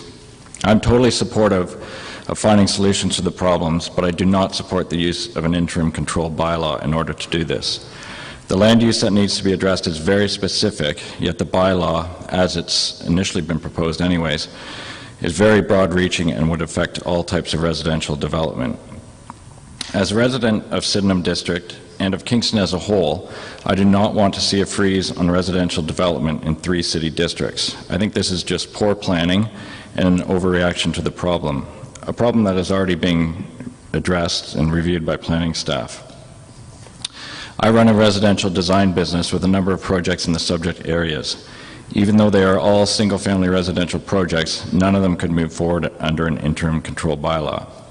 This would have a serious effect on my business, not to mention many other businesses, contractors, tradespeople, etc. Tony Fleming and some others touched on timelines, but I think it's worth repeating that this could very easily become a multi-year process. I think there's a general feeling that the interim control bylaw in itself is a solution. If the bylaw is enacted, we still have to come up with these solutions. On the City of Kingston's website, there's reference to multiple studies and staff reports surrounding this issue dating back more than 30 years. There's more than a dozen reports. So I don't think there's going to be some magic solution that suddenly appears. Certainly there are bylaw changes that can be made, and sounds like will be made, but studying the problem and finding a solution is not dependent on an interim control bylaw being in place. I think we need to get the idea of the bylaw off the table and focus on finding appropriate solutions. Just as an aside, I think the online survey I felt was somewhat biased, and I felt like I was being channeled into certain answers when I was doing it. I also wonder why on your results of the survey you show those who are strongly in favor, those who are in favor, and you don't show those who are not in favor.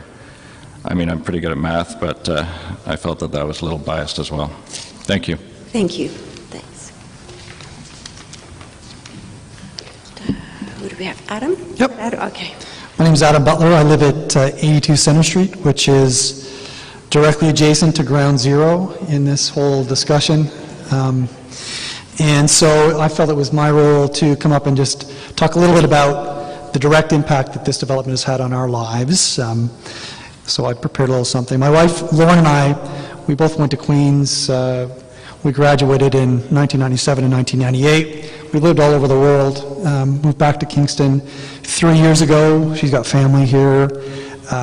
We moved from Toronto because we really liked the idea of living in a smaller town with a well-developed community, and especially Kingston because it's got all these lovely downtown neighborhoods that are walkable to so many of Kingston's great amenities and proximate to Queen's University, which I think is a tremendous asset for the city. About a year and a half after we moved in, the house next door to us was sold and a development began, and we had some early discussions with the landlord who assured us that it was going to be, or he was going to be putting on a small addition. And over time, actually over an unbelievably short time, we saw that the frame for the addition was much larger than we had been led to believe, and we thought that that addition would stop at a single story, and they continued to build story upon story, so that the size of the addition on the back of the house is now larger than the original structure. And so, I mean, we had a lovely backyard there. We back onto St. Mary's. There was nobody looking in. We've got a pool at the back. We bought the property because it was so private, and there were lovely trees, and you know, our kids who are, I've 11-year-old, a 9-year-old, and a 6-year-old. My 9-year-old's here tonight. And you know, they love to have their friends come and play in the pool, and you know, I'm genuinely fearful. We've got a house next door that can accommodate 12, let's face it, most likely students. Listen, I went to Queens. I was a student at Queens. I lived in a rental property at Queens on Earl Street. I've got nothing against students. I love kids. But also, I'm cognizant of the type of issues that we can have living directly next door to a home with so many people in it. So, you know, I'm just concerned that... This is your 30-second warning, Adam. Yep. I'm concerned that, you know, while this crop of students this year have been really terrific, we have no idea what's coming up next year. And we've got sort of a critical mass of bodies in that house, and we're just fearful that we're going to have just spillover of beer bottles or garbage or other things that might cut our children's feet as they run out to the pool, or the children in the neighborhood or play at our pool.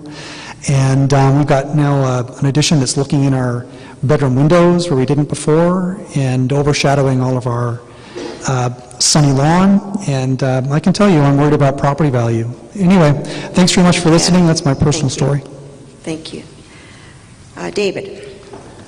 Actually, I switched with David because I thought you'd want two Adams in a row. So I'm Adam Coven. Okay. I've lived in Sydenham District. I am a realtor, so you might think that my desire would be to sell and modify, but at the same sense, we look at Sydenham District as a lovely area. I live there, I work there, I play there. But I'm also a Kingstonian, and I look at the inclusion of where I live as a Kingstonian. I can't feel good consciously saying, not here, but over there. You want to rent? We're going to put you on this district. We're going to put you along Williamsville, which is a wonderful revitalization and needs to be done. But I can't do it at the exclusion of others that are coming into this city. Queens, which I was happy to be a very good part of, is a huge member of our city. And what I'm seeing now are parents, Queens that are repatriating, their children are coming, and they don't just want to rent, they want to buy. They want to invest in Kingston. They're starting to feel, and we're starting to get this pushback of an interim control bylaw. You know, and you state that it's not going to, it won't stem the growth. I think what you had stated was the pace of change is not going to be affected. Now, I also own service businesses. I can tell you, if I closed my doors for a year or two, I'm really going to deter people from wanting to be here or invest here. We don't want your dollars. We don't want you to live here. We want you to live there. I trust our planning department. I trust that we have our committees in place to make these decisions. How did this happen on Centre Street? I don't know. And that's probably the focus that I would most look at for control. and that it doesn't happen again. But to say that we're going to have a blanketed control bylaw that stops any advancement for a year or two, and say it so nonchalant, to think that we will have them come back again, or that we won't tarnish our reputation for innovation, so that we'll thrive. Well, we don't thrive. We don't thrive when we ostracize. We don't thrive when we direct over there. We're all here. You can talk about 3 districts, but I'm a Kingstonian first. I want to advance this community. But at the same sense, I can't do it while ostracizing others. So I do believe that we'll have something in place. It doesn't have to be this catch-all. I don't need to be policed, no more than anybody else in this room. I think that we can all be responsible 30 seconds. developers, we can be responsible citizens, and just because it's a huge group of students, or someone that you're saying you don't want renting next to, because they're not interchangeable. We don't want them next door to us. Whether there's a few or just a bad neighbor, I can't stop that. I live across from a 5-plex that was a house. I live in a beautiful house on King Street. They're great kids. I've never had a problem. And if I had a problem, I would say something. Oh, Right. Thank you. sorry. I meant to catch that. Thank you. I'm going to call up the next 3, Peter, Cindy, and Meredith. So I think it's Peter Stroud, Councillor Cindy McQueen. Did you want to speak, Peter, or no? You're on here. Yeah. Who's next? So Peter, Cindy, and then Meredith. I'm going to stand sideways.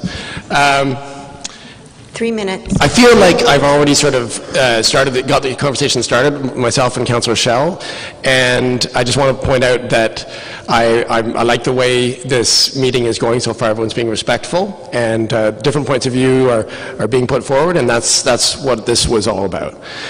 And I would just, to make my point simple, there's many examples of interim control bylaws in other municipalities that were focused in what they restricted and prohibited, and that isn't what we got at council the first time in the first draft. Okay, the first draft of the interim control bylaw was very restrictive, so I agree with Mr. Powers, Mr. Preston, Mr. Gervin, Mr. Downey, and everyone else that's saying that it's a sledgehammer to kill a fly. I agree with that.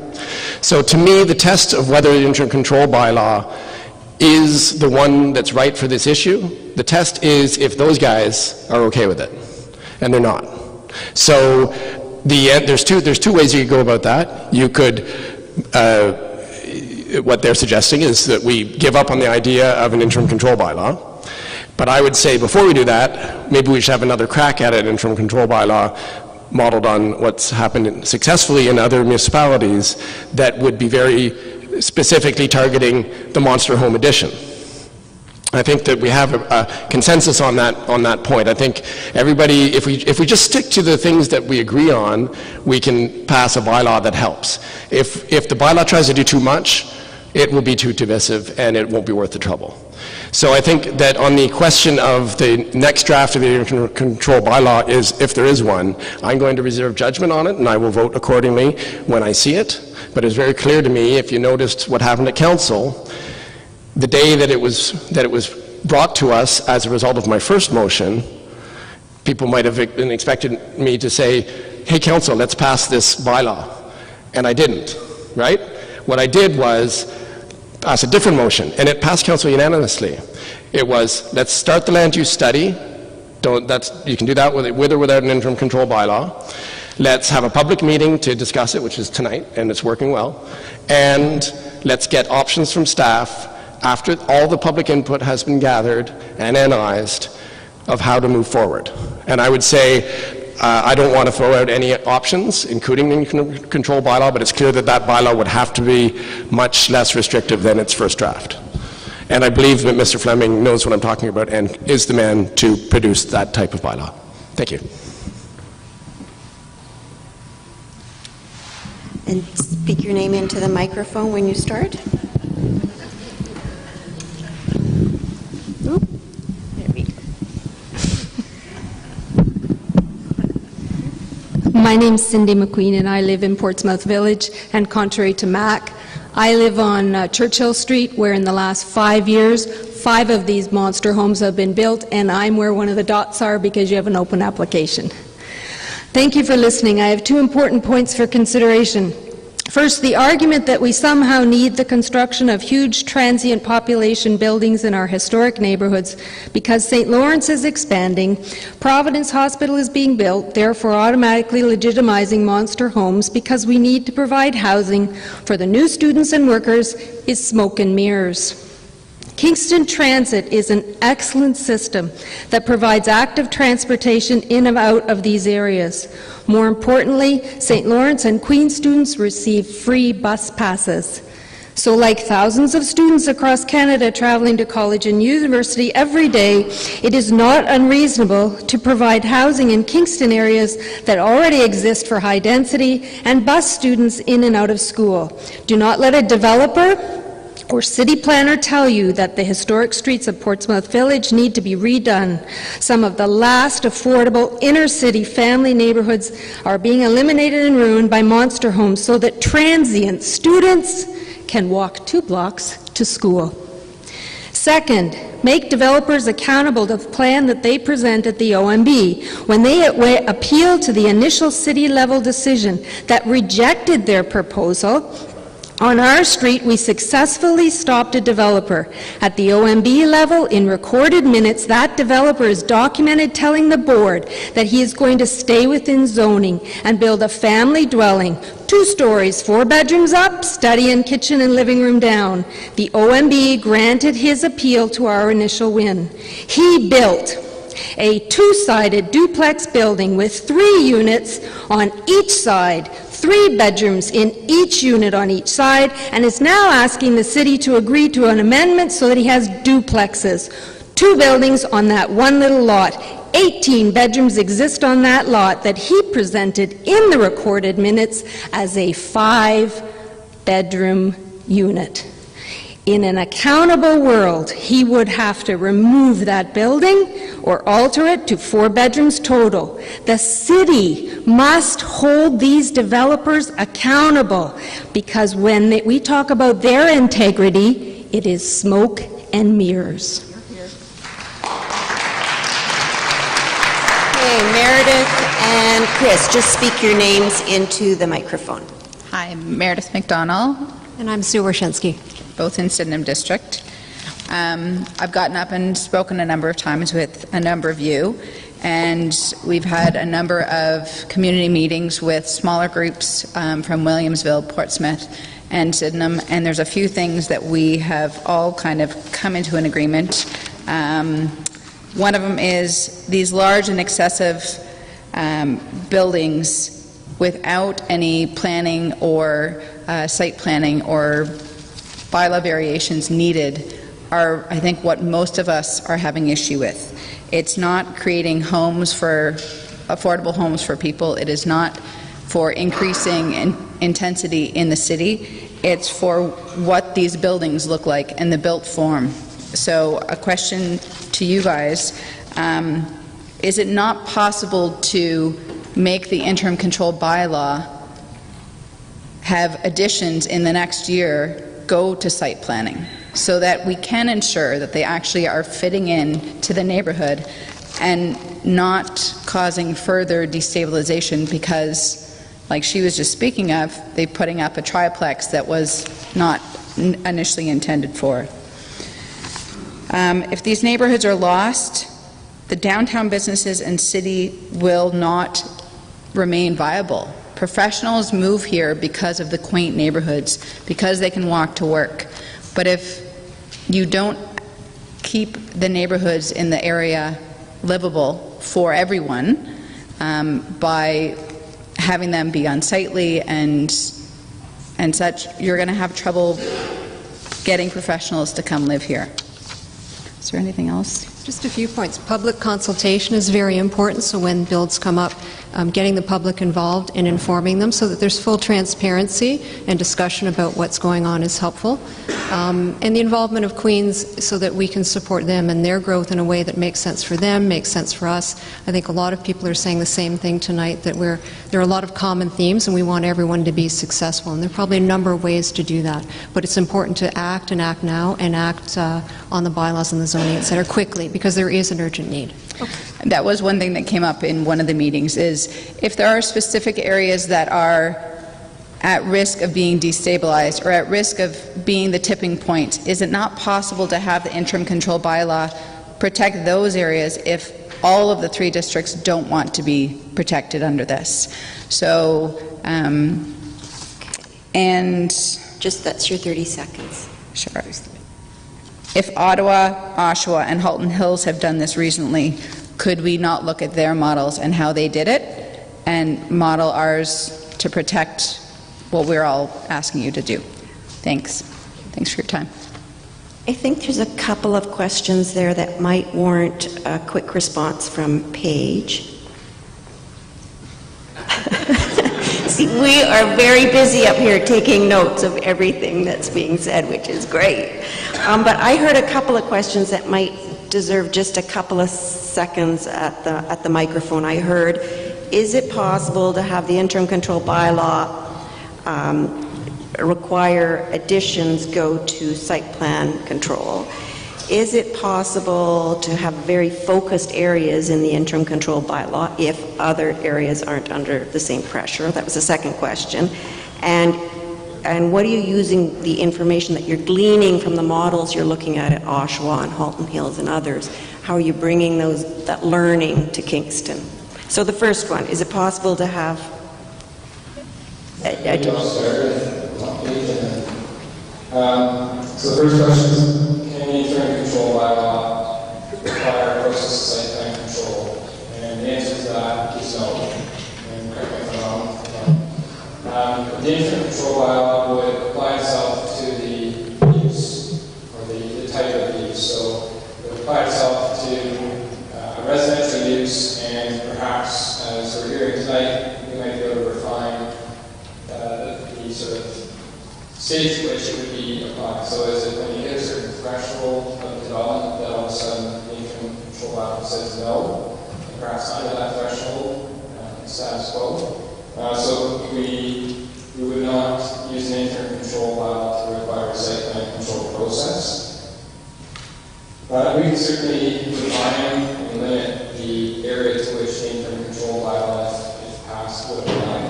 So if there are areas where there's not a perceived problem or issue, they can be excluded from the application of bylaw.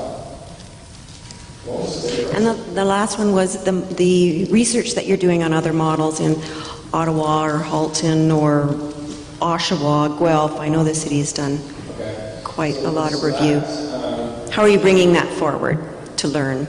Okay. So we are looking at where municipalities have used interim control bylaws. But the real thing that's important and critical to understand is what was the situation that caused the municipalities to pass an interim control bylaw in the first place. So if Ottawa's scenario was a little bit different than Kingston's, we may glean some understanding, some lessons learned, but it won't apply itself to Kingston. So we'll look at how they're implementing interim control bylaws and whether perhaps limiting them. The problem is what we need to understand if we're going to consider an interim control bylaw for Kingston. Thank you. Okay, the next three. I think it's Chris Davey, Adam, who I think, are you Adam? No, he switched. Oh, you guys switched. Okay, and Rob Miller. So Chris Davey, Adam, and Rob Miller. So again, just say your name into the microphone. I'm Chris Davey, Victoria and Max Street. I'm a property owner in the affected areas and concerned about the interim control bylaw. In my opinion, this is an example of blatant NIMBYism to appease a few vocal homeowners in the area. By hindering development, we are endangering students and cutting the city off valuable income. We can't hear you. It's too fast. Oh, I'm speaking too fast. Not too close on. You guys are too kind. Thank you. Surely a fourplex converted from a Victorian home adhering to modern building codes is exponentially safer for students than a 7-bedroom Victorian home with 2 exits and knob and tube wiring. A majority, if not all, of the city's problems in these neighborhoods can be addressed by proper bylaw enforcement, not by endangering students' lives. I would encourage the City Council and staff not to let the city cut the city out of valuable income or endanger students' lives, but to enforce relevant bylaws on offending properties. Exclusionary policies are an overreaction and will stymie Kingston's growth. This interim control bylaw is akin to blowing out a match with a fire extinguisher. In addition, I'm very happy with the public consultation we did over the internet, but I was a little concerned about the biases of the questions asked, and seems to be directing everybody to one particular route, and didn't necessarily seem like it was fair to both sides. Thank you very much. Okay, thank you.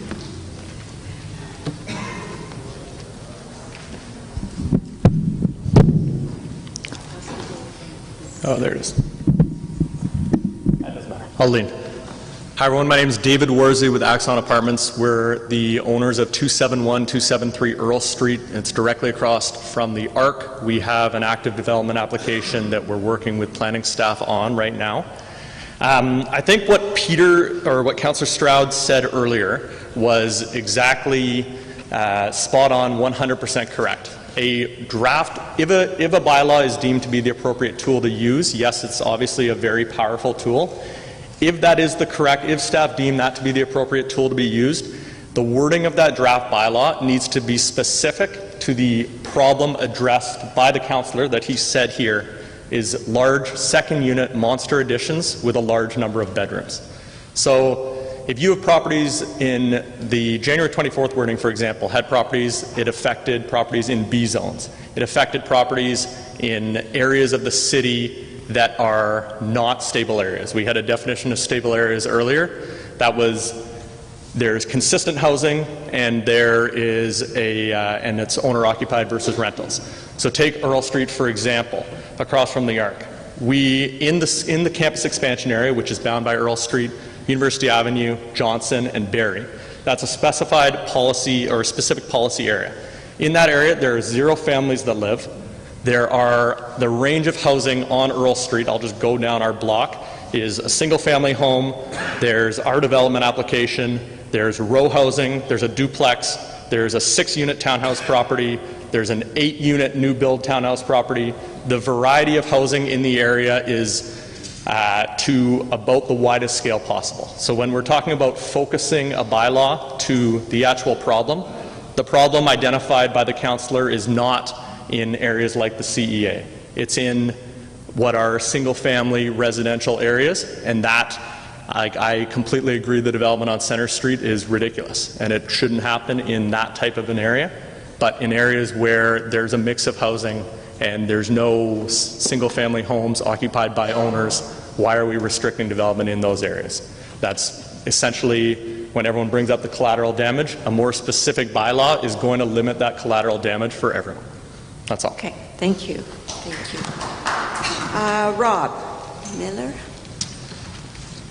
Hello, good evening. My name's Rob Miller, and I live at, I live at 172 Churchill Crescent. So first of all, thank you for giving me the opportunity to speak. Right off the hop, I'd like to say I support the use of an interim control bylaw. I think neighborhoods need protection. I don't think developers, landlords, or builders need protection. People need insurance, and I think some of the development does need some more layers of scrutiny and some review.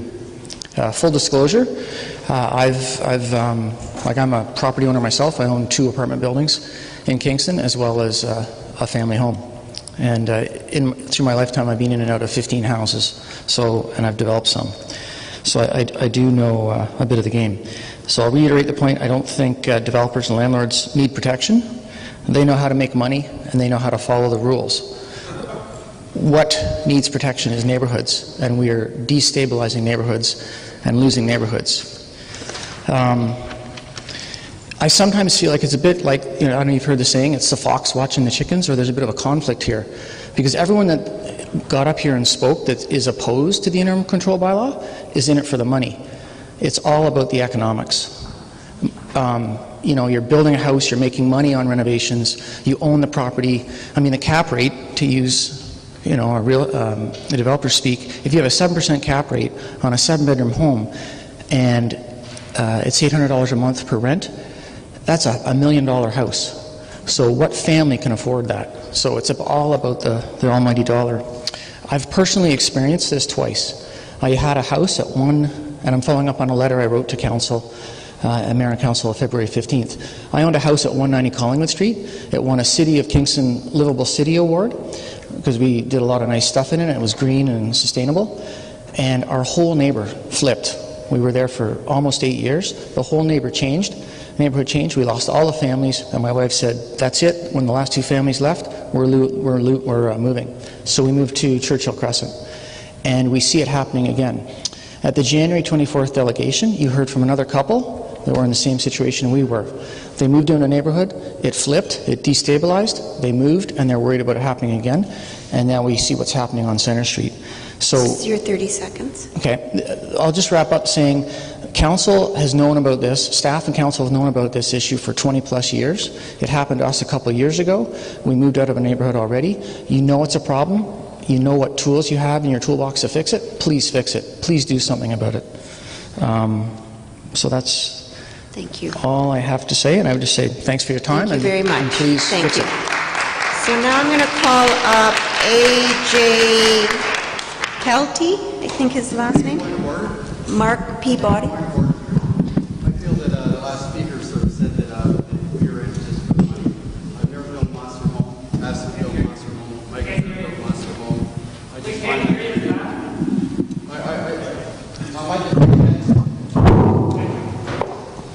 Okay. I'll be brief, but I really take offense to his comments. He directly said that anyone who is opposed to it is in it just for the money. The people that I know who have been involved, I mean Bruce and Pat and Mark and myself and Michael, we've never built monster homes. We build homes for residential people. And I just, you know, and I'm a citizen first before I'm a builder or a developer. And I'm not really a developer actually, but I just find that really offensive.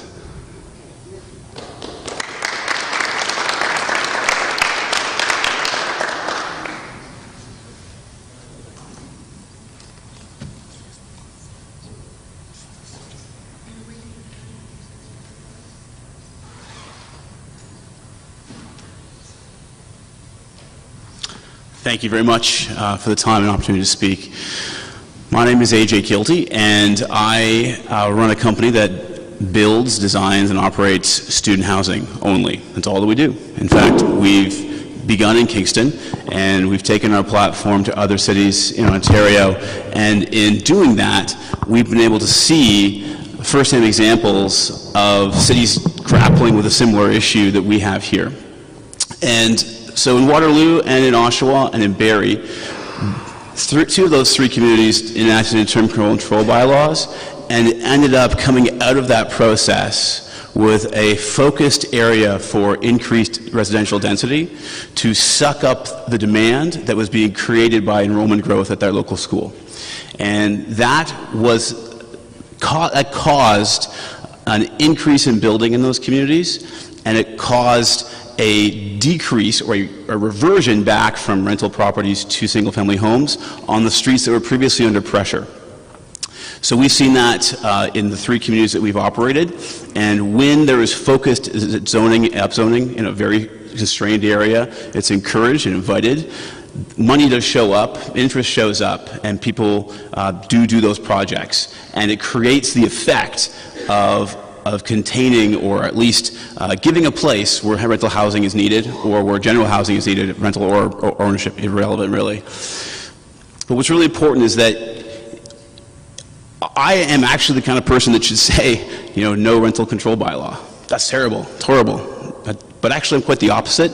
I think putting on the brakes is the best thing that we could do in order to analyze it and bring this issue to the forefront. Because we're all residents here first, and the long-term viability of our community deserves to have some planning around this very specific issue of increased rental demand right in a very specific focused area. And we build that rental demand, we suck up that transient renter from other places. People are wanting to come here, and we are finding that because of the interest in being here and the limited supply, rents rise. So by going through this process and understanding the economics of how much density we actually have to put online or permission to do, in order to make it more beneficial to build high or build big instead of the status quo, which is the continuation of renting single-family homes out or expanding the single-family home stock and rentals. So when we look at the economics of that, we can actually decide we need to get to this level to make it happen.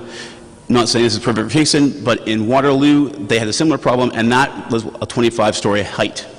And when that happened, 30 seconds. our colleagues in that city started to see that the fringes of that rental community were no longer economically viable for rental housing, and they were flipped back into owner-occupied and became stable neighborhoods again.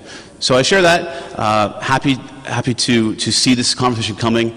I'm actually in favor of this, and I think that it's going to be a bylaw that will bring attention, and I know will bring speed, because there are a lot of folks that want to see it resolved quickly. And so thank you very much for the time to speak. Thank you. Thank you.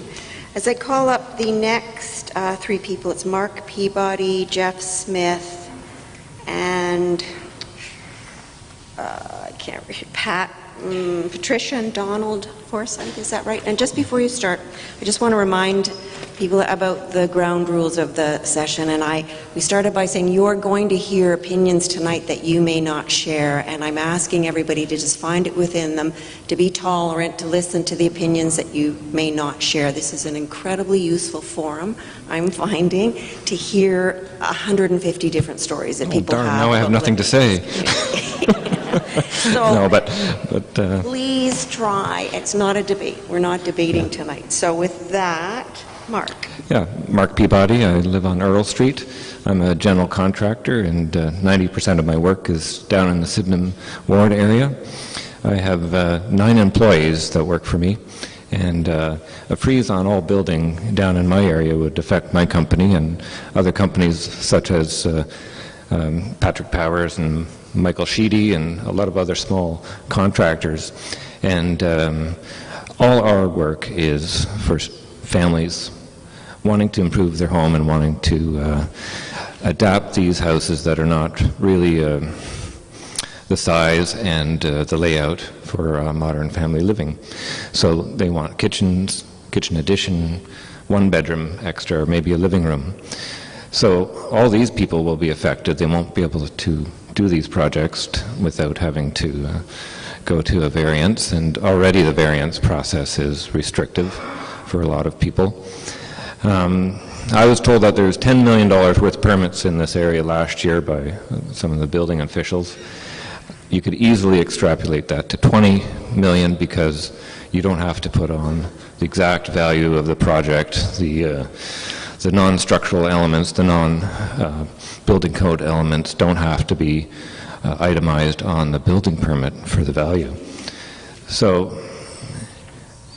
for me, it's all about money. For other residents, it's about money too, because it's about their perceived property values.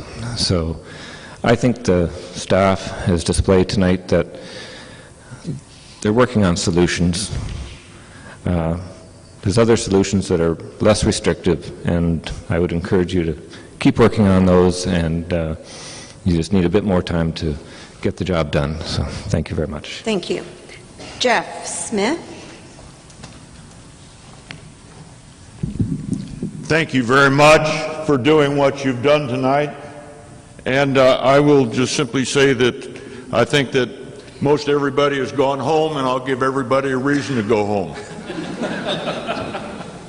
My starting point is very, very simple, and that is the heritage of the Sydenham Ward and the extent to which it has been compromised by the growth of the university.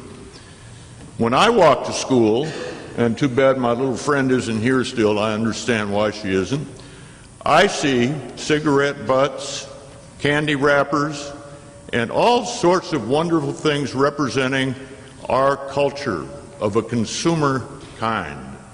And I cry inside, and then when I come home I clean it up. If you've got a car and you're walking around, go look at 206 William Street tomorrow. You'll get an idea of what I mean. The basic point I want to emphasize is how things have changed in the neighborhood. 5 houses within 2 square blocks have moved from family to multi-dwelling. And multi-dwelling, as we know, can be good or it can be not so good, depending on the inhabitants and depending upon the landlords. If the landlords buy for their kids, that's a wonderful thing. Then their kids, of course, can do what they want. You talk to the parents, they won't do what you don't want them to do. We have not heard one word tonight about alcohol, and I want to introduce that. I know that you're taking notes. I think it's important to understand the extent to which the numbers of students from Queens who involve themselves in what I call the rite of maturity at the university, moving from adolescence to adulthood. During that period, too many of them take the chance. And this goes back to the behavior issue that Ken Otake mentioned at the outset tonight. And I think it's a huge issue. Whether it can be covered by a bylaw having to do with the way a house looks or how many people live in it, I don't know. I'm not sure. What it can do is call on Queens University and the city to work in tandem. Queens to get involved in the housing business, Queens and the city to get bylaws and codes of conduct that work, that stick. They don't have to be draconian. They just have to have a point at which students say, my God, I'm an adult. 30 seconds, Jeff. How many? 30 seconds. Okay, 30 seconds. How can I offend you even more? My bottom line again, when I go to school, I see garbage. I hear noise. I see people throwing up at night. I see sex in the back lane. I see little kids seeing male members being waved. This is not right. And when we have more people living in little houses that used to be family dwellings, baby, hang in there. Thank you.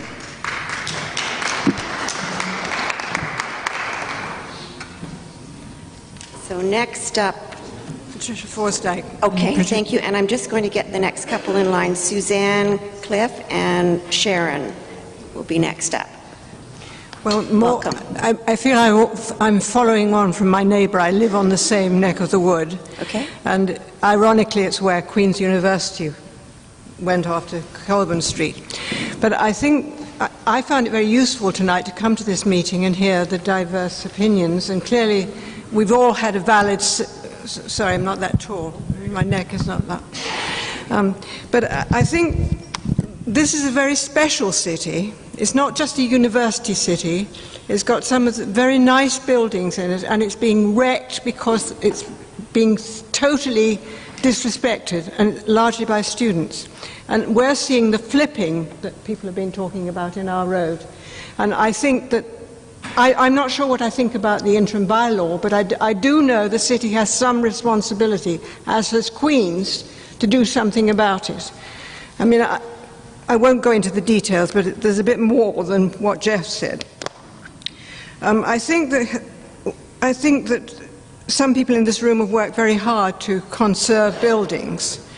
The particular road that we're on Earl Street has got some very fine buildings, but they're going to flip. And they're being stuffed with students. And I say stuffed with students, and some of them are nice students, and some of them are very nice during the day, but they're awful at night.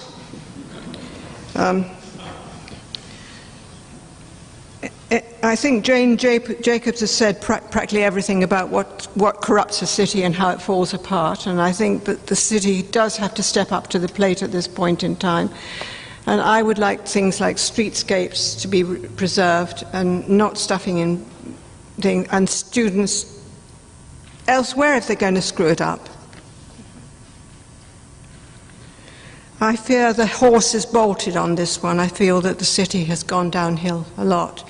There are a lot of good things that have happened. There are a lot of builders that have done wonderful things in this city. But I think some of the things are going to be gone forever. And so I don't know by putting a pause on things, whether it solves that problem or not, I don't know. But I guess what I'm really saying is we have to refine, stop more damage, and we have to respect the city as it stands at the moment. We're in this wonderful building, you know, and here the city's going. And we are a tourist city, not just a university city. And if you have to go up William Street, it's full of litter, full of broken glass. That goes all the way down Earl Street, and it's got to stop. Somehow it's got to stop. I don't collect it up Just need every you to day, speak but I into the collect it. microphone. Yes, right. But anyway, please do your 30 best seconds. to improve things, okay? Thank you. Thank you. Okay, I have about 7 more speakers, so we're closing in. So, Suzanne? You're Suzanne? Yes. So I have No, Suzanne. I'm not Suzanne. Oh, are you Sharon? Yes, I am. Okay.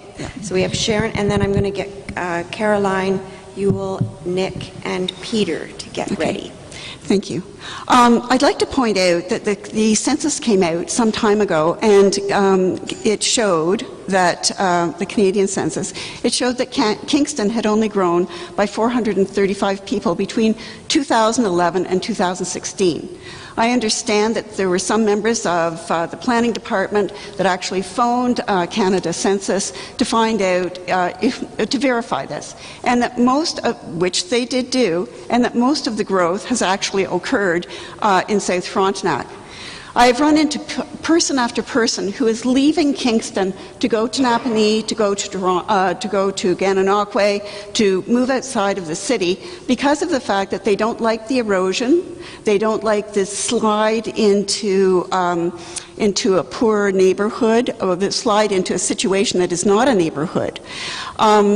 And so consequently, and with all due respect to Matt Gervin and the others who do small renovations, which reinforce the heritage aspect of this city, I would like to say also that I am going to support I do support the interim bylaw because of the fact that there are people who are not as ethical as you are, who for whom there would be slippage for whatever reason through the planning department. I am a resident of Williamsville. Whatever happens to the skyscape, whatever happens to the place next door or behind me is going to affect me. It affects my well-being, it affects my safety, it affects my security. I am a long-time resident of Kingston. I was born here. There are people who come in who are lovely, but they are transient. And the 435 person growth of the city of Kingston in a 5-year period, which is less than 100 people per year, proves it. Thank you. Thank you. Peter? Peter, okay. So no Nick and no Caroline. Okay, Peter, welcome. Okay. Good evening, my name's Peter Rubens, and I lived at Ground Zero. Okay, I lived there. I just want to say this as a preamble. Back in the 1960s, we had students living there. My mom lived there. She was very proud of that home. Would she be proud of it now? Would she understand? Maybe she would. I think it might be a little large, okay? But I'm not going to say that it is too large because one man's monster home is another person's addition. So, I'm a resident of Sydenham Ward West for over half a century. My family home, presently, has been enriched by the lessons of tolerance, understanding, and acceptance of students that they have given us. The proposed interim bylaw is a deeply flawed, misguided tool, a thinly veiled disguise designed to discriminate on the pretense of protecting neighborhoods from monster homes. It has negative, far-reaching consequences for everyone, tenants, landlords, in fact, all residents. Recently, Centre Street was depicted as the next Aberdeen Street, a tired and well-worn threat, and that it had reached a tipping point, and that the house next door was quiet this year, but what about next? These are not questions of design and structure, but fear and innuendo, and target a specific group, students. Most streets in and around the university are quiet, unassuming, except for the fact that students live there. Let me remind everyone that the Ontario Human Rights Code, as you've shown today, prevents discrimination based on race, religion, association, gender, including students, and so on. The city has done its best to massage planning, to encourage development in an effort to direct students away from neighborhoods, to cram them in boxes that many do not wish to live in. These are attempts to ghettoize students, warehouse, and separate them. Does this not sound historically familiar? Put your favorite ethnic or religious minority in place of the word student, and does this not simply reek of discrimination? Introduced by a small cadre of residents, this bylaw was expected to pass council quickly without proper vetting. It will cause collateral damage beyond students. You've heard that phrase before. It will affect all property owners engaged in the legal, rightful use and enjoyment of their homes. It will create a newly discriminated class, that of the homeowner. The result will be a two-tiered class of haves and have-nots, those who were permitted to construct the home or addition of their wish and those who will be banned from doing so. These same individuals have already constructed their additions, bedrooms, etc. Virtually every house in the surrounding neighborhood have used the existing planning process to their advantage, to build what they wanted, and now you will not be permitted to do the same. 30 Who's seconds. the targeted group now? Such a flawed instrument of control will halt the construction of all additions and renovations, prevent seniors supplementing income with tenants, be contrary to the province's stated goal of intensification, stop infill development, and potentially reduce the market value of your home. Employment opportunities will be reduced at a cost of thousands of lost man-hours and thousands lost in property taxes. Worst of all, this proposed interim bylaw could easily become the basis for a permanent one. And lastly, my city includes all of us, residents, students, each of us with rights, privileges, and equality that we all deserve, and this proposed bylaw takes these away. Thanks, Thank Peter. you. Thank you. I'm Caroline. Oh, I missed my chance before. Okay. I thought I was after him. Okay, there we go, Caroline. So I've just give your come. name. Give your name. Caroline Yull, Y-U-L-L. I have just very recently returned to Kingston after being away for 3 years in Alberta, which is like a whole nother country. We won't go there. But I'm really distressed by the tenor of the discussion. I went to Queen's. I went in my 40s, unlike most of my colleagues, with a not quite 2-year-old in tow. So my experience wasn't like everybody else's necessarily. And I loved Queen's. I loved going there. I loved the engagement with learning and all of the rest of it, because I was a high school dropout. That wasn't my past. And so I have a really warm glow about the university and being there and spending those 3 years getting a degree that I don't use anymore. But I saw some of the things that people have been talking about tonight. I think that some of them have perhaps kind of expressed it in a more fulsome way than I would, or maybe things have just gotten a lot worse in the few years since I was here. I don't know. I can't have an opinion about that after such a short amount of time. But I really feel that it is wrong of people to stand in one group, here's my little group, and point their fingers at that other group and say, they're messy, they don't clean up after themselves, they make terrible changes to houses and blah, blah, blah, and on and on and on. What are we doing? We all live in the same place. We are all members of this community.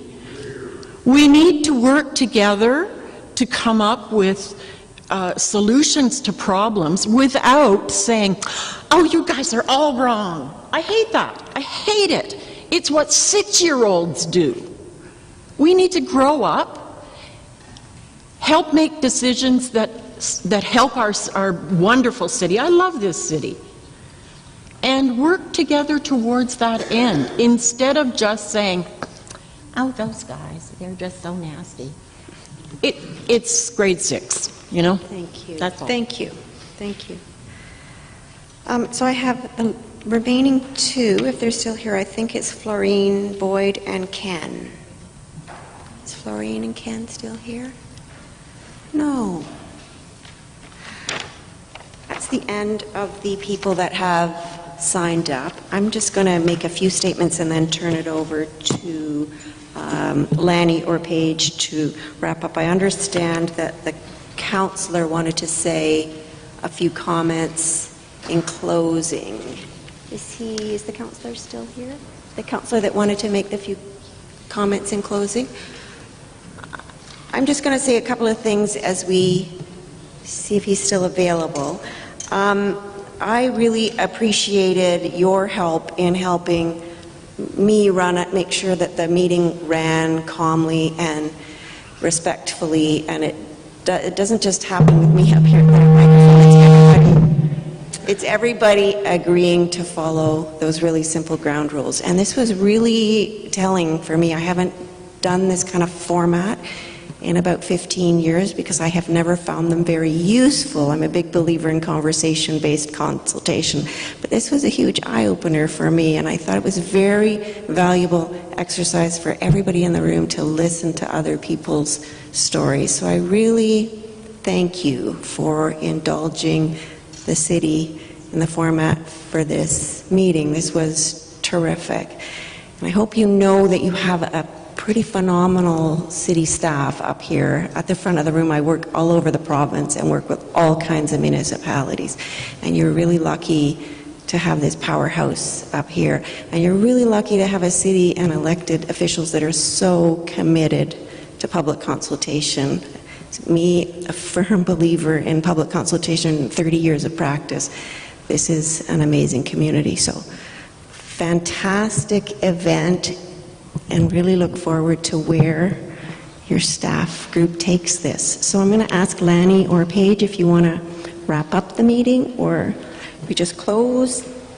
The presentation will be posted online. As you can see, lots of people were taking minutes of the conversation, so everything is well recorded. And with that, so just to echo what Donna was having to say, I mean, there was a very impressive number of people that came out tonight, which we really appreciate, and I think there is a diversity of views. This is obviously, you know, they're fairly complex issues. I know the sense would be, you know, just get on with it. Why are you taking so long? But everything that we do in land use planning, we have to follow legislation that takes time to do it. We have to build defendability into any recommendation we bring forward. That takes time. And certainly from a staff perspective, you know, we're doing the best we can to respond to a complex situation that wasn't, in terms of the interim control bylaw, it wasn't a tool that we were looking at, and it was something that council brought forward as something to look at, and we're doing our best to respond to it in a timely manner, but one that's also fulsome and tries to really understand the complexity of issues are here and really separate them in a way where we can address the land use issues with the tools that we have, we can address some of the enforcement issues with the tools that we have. And certainly our overall goal as a group is to ensure that Kingston continues to be the community of choice for everyone in this room, everyone that lives in the city, and hopefully more people to come, because we do need to have that population growth to sustain ourselves, and we're very well connected to that. So thank you very much for your contribution tonight. After the survey closes, we will be publishing all the results online, so you'll be able to access them, go through all of the information. It'll be summarized, so you can look forward to seeing all that information. In terms of some of the case law that was brought up, absolutely. We're doing a ton of work right now, and Mr. Fleming has been helping us. We've read more case law in the last 4 weeks than I think we previously have in the last 2 years I've been at the city. So we're very well aware of what's going on. I had some very interesting discussions with the mayor of Waterloo when he was in town a couple weeks ago, and certainly we've looked to Waterloo very closely to see what they've done, and there's a lot of best practice stuff out there that we're learning from. So thank you again. We look forward to having more discussions. Please encourage people to fill out the survey. If you have additional things, you can always email us in written submissions. We'll be taking written submissions right up until the time that the matter is considered by council in May. And thank you again for your contributions tonight.